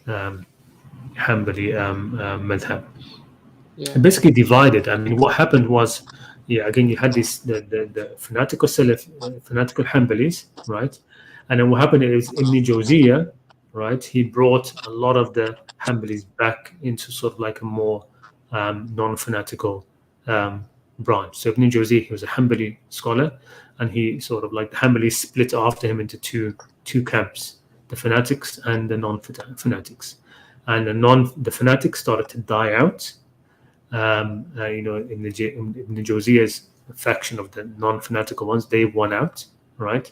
And they became sort of like the dominant strand of Hanbali Islam. Ibn Taymiyyah, he revived the fanatical, right? He revived that fanatical stream, right? And repurposed it, etc., right? But Ibn Taymiyyah himself was a Sufi, right?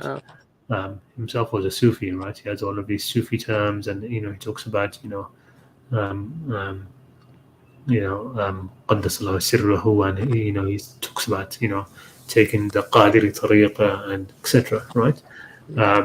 Because even though he revived that fanatical Hanbalism, there was still he still kept the some of the Sufi traditions, And like I said, even the fanatical Hanbalis, they were fanatical about the grave of Ahmed himself, right? So they still had that. Yeah. I mean, yeah, that's also something interesting to note. But what I was really thinking about this is like how the Salafis depict Islam. Really, today they basically would they technically would use a lot of their hadiths, even exaggerating them in some way as well, and where in a way, what would you say, twist them in a way in their own fitting, so that no one else would disagree with them, or that they wouldn't want it to be open for interpretation, for example. Like they would exaggerate a lot, but yeah. That it's basically because in the end, really, like I said, if you want the bottom line of it, the Hanbalis, they follow Ibn Taymiyyah. That's why some people just call them Taymis, right? It's a Taymi madhab, right? That's what it comes down to. It's not really, the depiction of Islam is what Ibn Taymiyyah says is Islam. That's what it comes down to. Yeah. There was a bit of a counter movement a little bit when it comes to people like Imam Sheikh Albani and his sort of trying to reform the hadith. But he wasn't even reforming it. Unfortunately, he was restudying hadiths again, right? So rechecking the hadiths to see which are sahih, which are da'if, right? And a lot of the times there'll be a hadith and nobody has actually given a judgment on it apart from Albani, right? So Albani, he went through all of the books apart from Bukhari and Muslim, but he went through An-Nasa'i's book, Tirmidhi's book, Ibn Majah, and he divided them up into Sahih and not Sahih, right? Because those books never had any judgments about them, whether they were Sahih or not. They were just being used. So there was that's one good thing which Albani did do. He started to get people back into hadith studies, right? To recheck. Yeah, but he did it without questioning the hadith science itself, right? He just used what was there already, right? Without critiquing it. Yeah. So you started to get that stream of Salafi Islam, where it was all about the hadith is my madhab. Whatever the hadith says, that's my madhab. If it's sahih, that's my madhab. So you started to get that as well, right? Yeah. Not just the thing where they just always quoting Ibn Taymiyyah. You started to have those of we're following the Qur'an and the Sunnah, right? Yeah. And the Sunnah Sahih, right? It's when they started to say according to the understanding of the Salaf as-Salih, that's where they rely on Ibn Taymiyyah to tell them who the Salaf as-Salih are, who the righteous predecessors are, right? And so they take as the Salaf as-Salih whoever Ibn Taymiyyah says is among the Salaf, basically. Yeah. They would often also say, like, according to the scholars that agree with this, or that they pick and choose who it is. The majority of scholars say this is authentic, and others say that this is false. This sort of bothers me. So if a hadith is, let's say, not sahih, let's say, for example, but some scholars say it is, but the majority say it isn't, then they would usually follow the majority, right? Not think a little bit deeper in that way. So they'll just choose whichever matches to what they think. Yeah, exactly. But it's all there, right? So when the majority says this, they say no, this person is more knowledgeable and he was right and the rest were wrong, right? And when it's the majority are saying what they want, they'll say, look, the majority say this, and this person who in this other instance we said is more knowledgeable, now no, he's not. No. Yeah, it's a similar thing, and they do that even with the sahih. When checking if a hadith is sahih or not, there's a whole category of people who, when they want to say that the hadith is sound, is sahih, they will say, well, this person is strong. So and so said he's trustworthy. So and so said he's trustworthy, etc., and he's fine. And when they want to say that, and they don't want to accept the hadith, that same narrator, they will say, well, Bukhari didn't use him, Muslim didn't use him, and so said this about him, and so said this about him, so we can't accept the hadith, right? So that's all over. Yeah. That's a mess, really, if you think about it. A lot of the stuff. I also wanted to talk about, what was it again? Now I forgot about it. But it was something regarding like the Salafis usually use like hadiths that contradict each other. For example, I think it was a contradicted hadith. For example, there was one hadith where the Prophet, those who didn't attend Jummah prayer, right, that the Prophet would go and burn their houses. I think I don't think the hadith is true. It's false.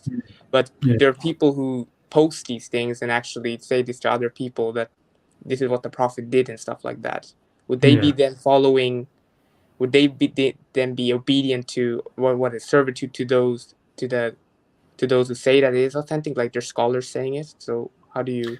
Yeah, I mean, when it comes to these sort of things, when servitude is more about the actions, right? Yeah. So I mean, if somebody were to tell them this hadith, and then they decided to act upon it, right? Yes, that would be, because it's obviously just a crazy thing to do, right? Yeah. So that's the issue of shirk, right? It subverts even basic humanity, right? Yeah. When you're a slave to somebody, they can make you do whatever, right? Yeah. And so when it comes to shirk, that's what it comes down to, right? Whereas if you were if you're not a mushrik, you will say, no, I'm not gonna do this. It's obviously wrong. Yeah. But I mean, that's why lying about God, or lying about the messenger of God, inventing a lie upon God is the worst sin, right? That is the worst sin, right? Because other people follow in that lie, right? And it causes huge amounts of destruction. So when it comes to you receiving a lie that's already been done by somebody else, how much of that is your responsibility, how much of that is not. I mean, it's going to be on an individual basis, I would suppose, right?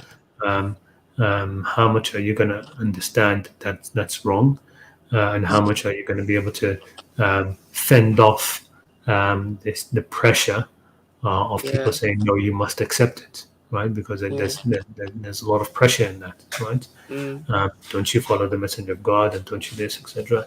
And they try to corner you, right? And this hadith is sahih, and if you reject it, you're rejecting the messenger of Allah and stuff like that. But this again is where we have to be a bit less slavish, right? You have to understand that you have your own mind, your own eyes, your own ears, and it's that slavish mentality that gets bullied into, pressured into doing what it doesn't want to do. Okay. And so yes, there is culpability in the person bending to that, right? Because you have to maintain your own humanity, your own backbone in these situations. You can't just be a slave to how you're being pressured by the outside world. You have to watch all of that, and again, the Quran, constantly talks about that, right? About not just following the way of your forefathers, right? And using your own intellect. So that's what I would say about that. Yeah, that's true. A lot of the stuff that we usually now see today, like these lies being propagated into Islam, like these hadiths, for example. I would just say people themselves don't think about the hadiths. Like, why would this be narrated down? And would the Prophet ever say something like this? Like, is it in the Prophet's character? You'd have to think of it that way too. And look, the thing about it also, most people, I think, this is how I see most people, that they, even if they say, yes, I accept this hadith, it's true, etc. When the time actually comes to action, a lot of them would say, no, look, this isn't right. They'd back away, okay, which shows where they really lie. It's very easy to just say, yes, I accept this hadith, yes, it's sahih, it's true, right? Like the idea of killing an apostate, But give the person who says, yes, this hadith is true, give them the gun in their hand and the apostate in front of them in a Sharia country, and say, okay, then here is, you say you believe this hadith, you're now the executioner, follow through with it. A lot of people wouldn't, I don't think. A lot of people would Yeah. say at that point would say, look, no, I can't do this, right? So it's very easy to just look at somebody who accepts a hadith which is easily against the Quran and say because they accept it they are committing shirk on their ibadah to those who have propagated this lie. But words, and that famous thing, right? Words are wind, right? When it comes to the actual actions of servitude, would that person follow through on it or would they not? Right? Yeah. You could think of it in terms of like hypocrisy. It's like the hypocrisy of the mushrik, right? Yeah. It's like they're being hypocritical in their belief that these hadiths are true. Okay, and conversely, that's a good thing, Yeah. right? They're saying yes, we accept this hadith; it's all true, but they don't really accept it, right? When it Yeah. comes down to the actions, hopefully the humanity takes precedence, which shows you the difference, the qualitative difference of a real mushrik. A real mushrik in that situation will pull the trigger, right? Yeah. They say yes, it's time for me to fulfill this hadith, and they'll just kill without any qualms. Okay, that shows what's happened to the heart, right? That's been really, really corrupted by all of these lies, right? Yeah. And the Quran talks about, for example, Banu Israel, "Ushribu fi qulubihim al-ijla bikufrihim," and the love of the calf, they drunk it into their very hearts. And it's in the same sort of way when you talk about a mushrik, it's somebody who's drunk the kufr right into their hearts, right? They become blind to be able to see the right from the wrong. They can just follow and be a servant to the sect or the madhab or whatever, right? So it doesn't influence them much, right? When they come to that situation where somebody who isn't a complete mushrik, no, they still have that in their heart, screaming out to them, no, I can't kill this apostate. Doesn't seem right, right? So they won't. No, that's And regarding the mushriks, like every prophet's ummah, I read almost the stories like Bani Israel and even among other prophet stories, usually it always was the people, right? Among them were people that uphold taqwa, and then there were among them that were not. Yeah. So that's also something. About the munafiqeen really is like I haven't really I've looked into a lot of like Surah at-Tawbah really. They're more mentioned like in the last two revealed surahs, right? Yeah. And what we know of like the munafiqeen is that they influenced the Muslims in the end, right? The end of the Prophet's life. Like we don't realistically hear much of them, but we hear that they're dangerous or something. Like something. Yeah. هم العدو فاحذرهم. Quran says they are the enemy, so be wary of them, right? Yeah. Quran warns very strongly about the hypocrites, the munafiqeen. And when and even during the seerah, if you were to read like the biography of the Prophet, you hear about the hypocrites. They did this, the hypocrites did this, etc. All of this was happening. The hypocrites were having influence, right? And the Battle of Badr, they took a certain number away. They were having an effect, right? And yet, right after the Prophet's death, if you continue reading the history, there's not a word about the hypocrites, as if they didn't exist, as if hypocrisy only existed while the Prophet was alive, and after he died, there were no more hypocrites. When it's the complete opposite, of course, after the Prophet died, the hypocrites would be more bold in trying to do things, right? And so there was a lot more. They had a lot more effect after the Prophet passed away. Yeah, like that's it. We don't really hear of them that much in like the mainstream traditional Islam, but we do. Well, what we understand is like they technically almost destroyed like the entirely everything when it came to the hadiths. Like I heard you say something along the lines like that Muawiyah asked his own followers like fabricate like hadiths so that the other caliphs, like the first three caliphs, would have virtues or something, or that they were fabricated anyways. Yeah, he did that, and he did a number of things. I mean, remember, he ruled for 20 years. Yeah. That's more than anybody else, right? Yeah.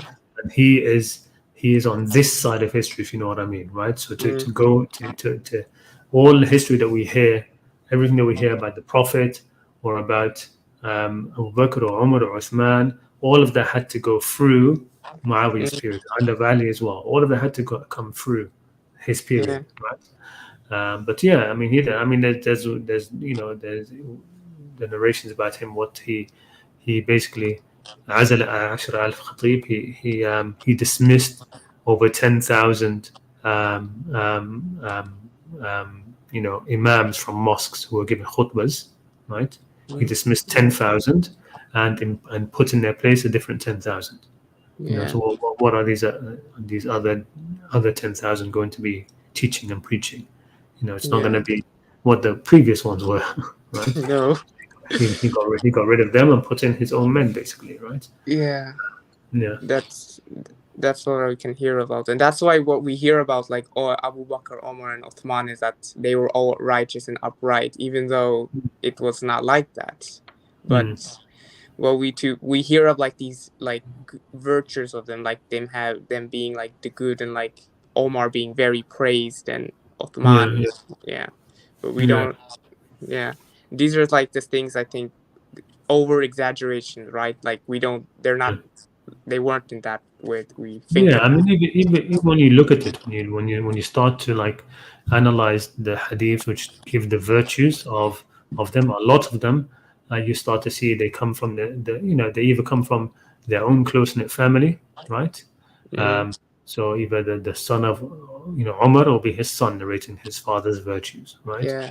Abu Bakr will be Aisha narrating her father's virtues, right? And in the chains you'll find it will be court scholars, Banu Umayyad court scholars, Zuhuri and people like this. So you find these kind of.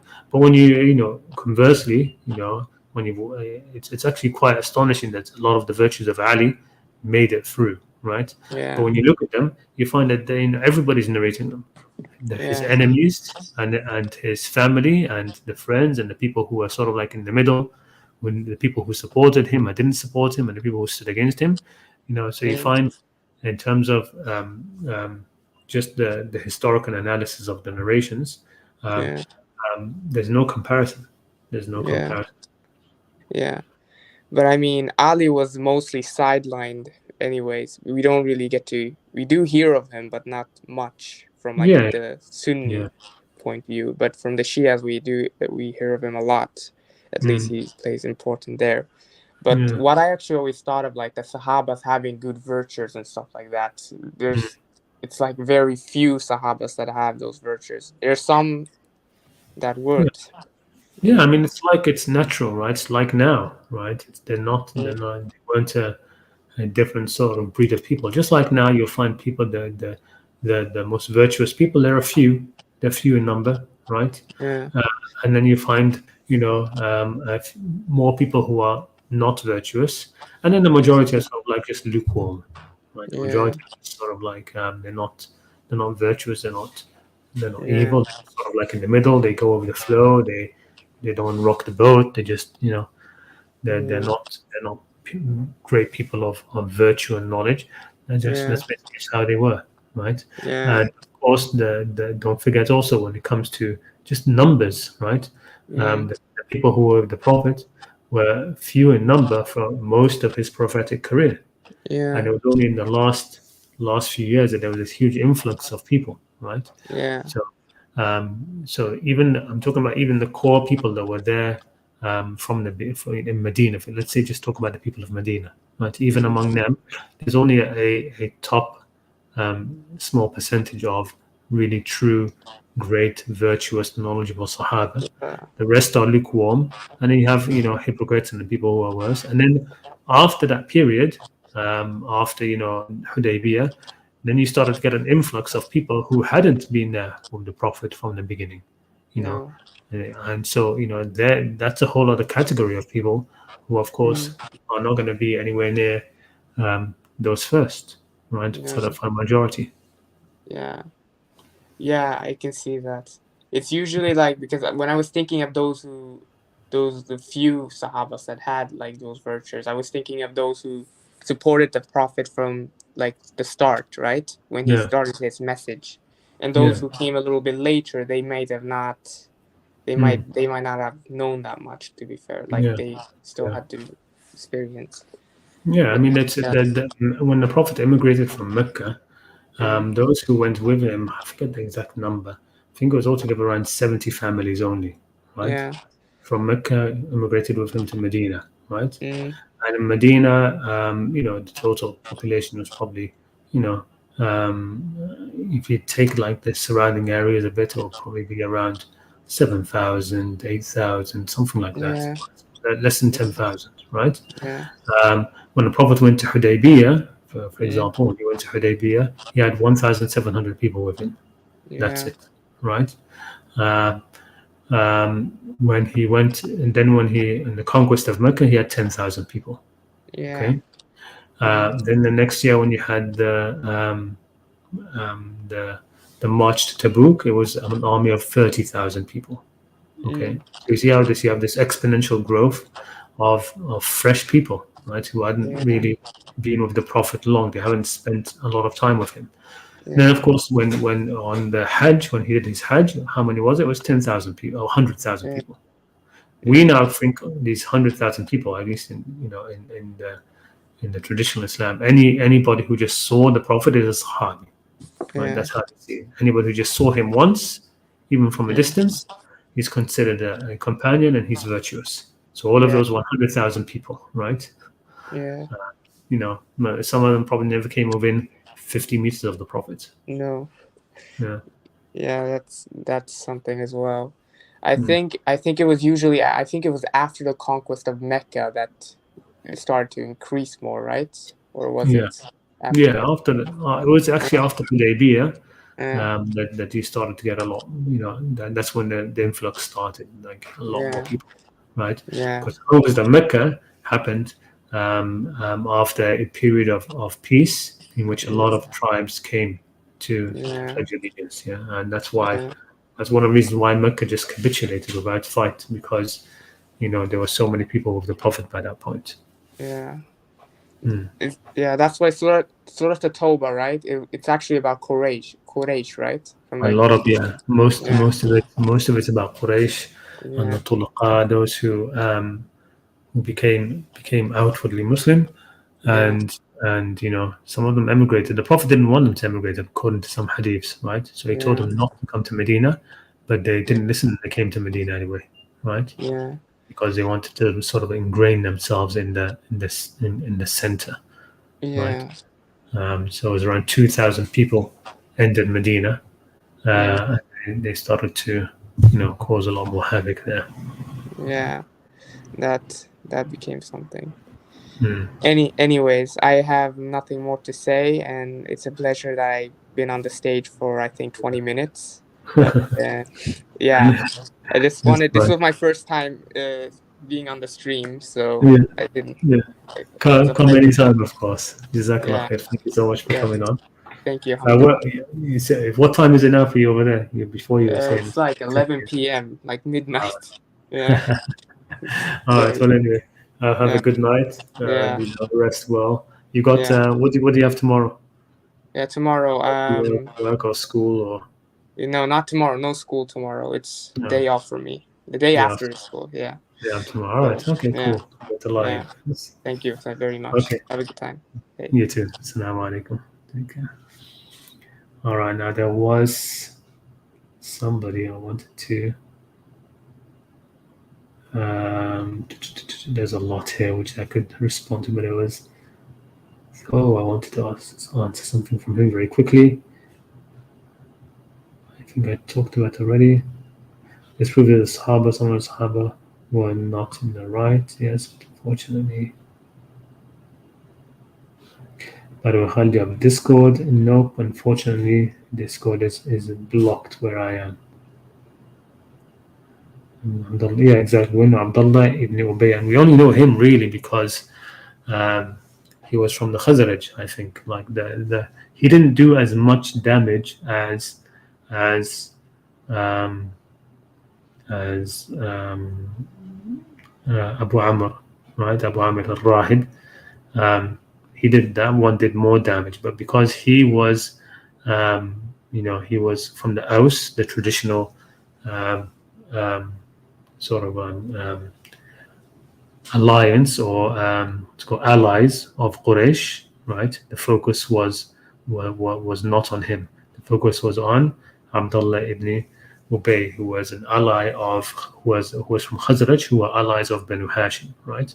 Um, you find this a lot, right? In the Aus, there was a lot more hypocrisy and a lot more alliance between the Aus and the and Quraysh and Banu Umayyah especially, whereas the Khazraj were more allied with Banu Hashim and the Prophet. Did you find it strange that in the Salafi version of Islam, a lot of depictions are negative? For example, the Prophet's parents are not believers. Abu Talib, who helped the Prophet, is kafir. Yeah, I mean that's just again the Salafi. I was talking to the brother just now that the Salafi dogma and then comes from Ibn Taymiyyah, and from Ibn Taymiyyah it comes from the fanatical Hanbalis. Well, the fanatical Hanbalis, right?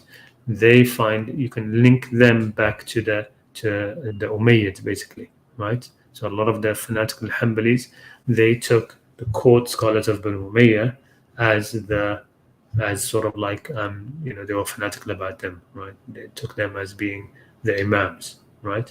And of course the Umayyads, Banu Umayyah were they developed from the hypocrites of Quraysh, right?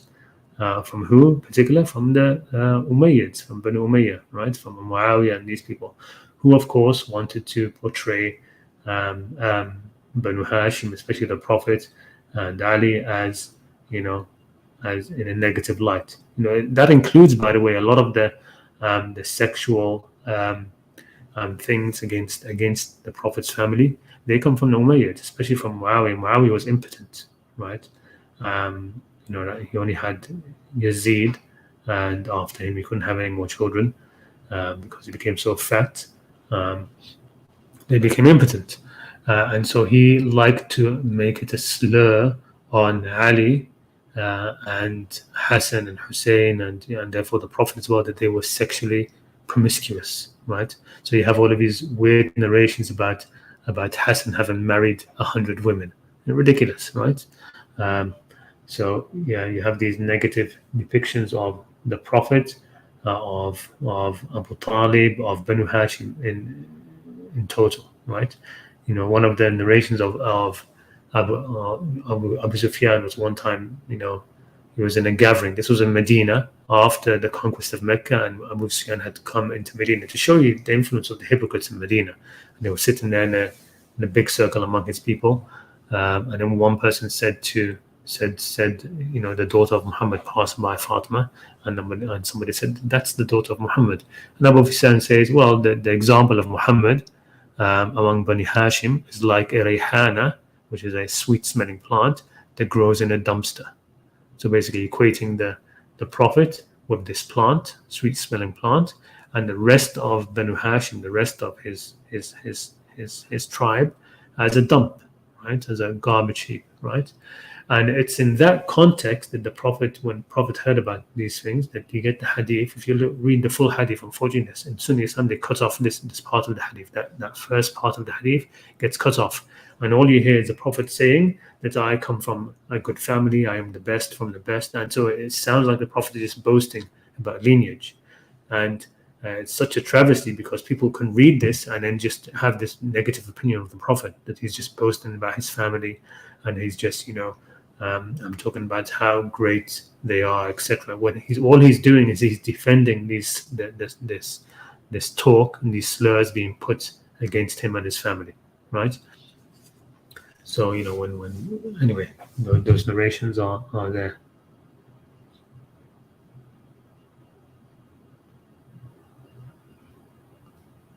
Yeah, they say if you call them anything bad, then you add the fall of Islam. That's just a way of trying to gatekeeping their version of Islam. All right, okay. Jazakumullah khair. Thank you so much. I can see there's still 10 people in attendance.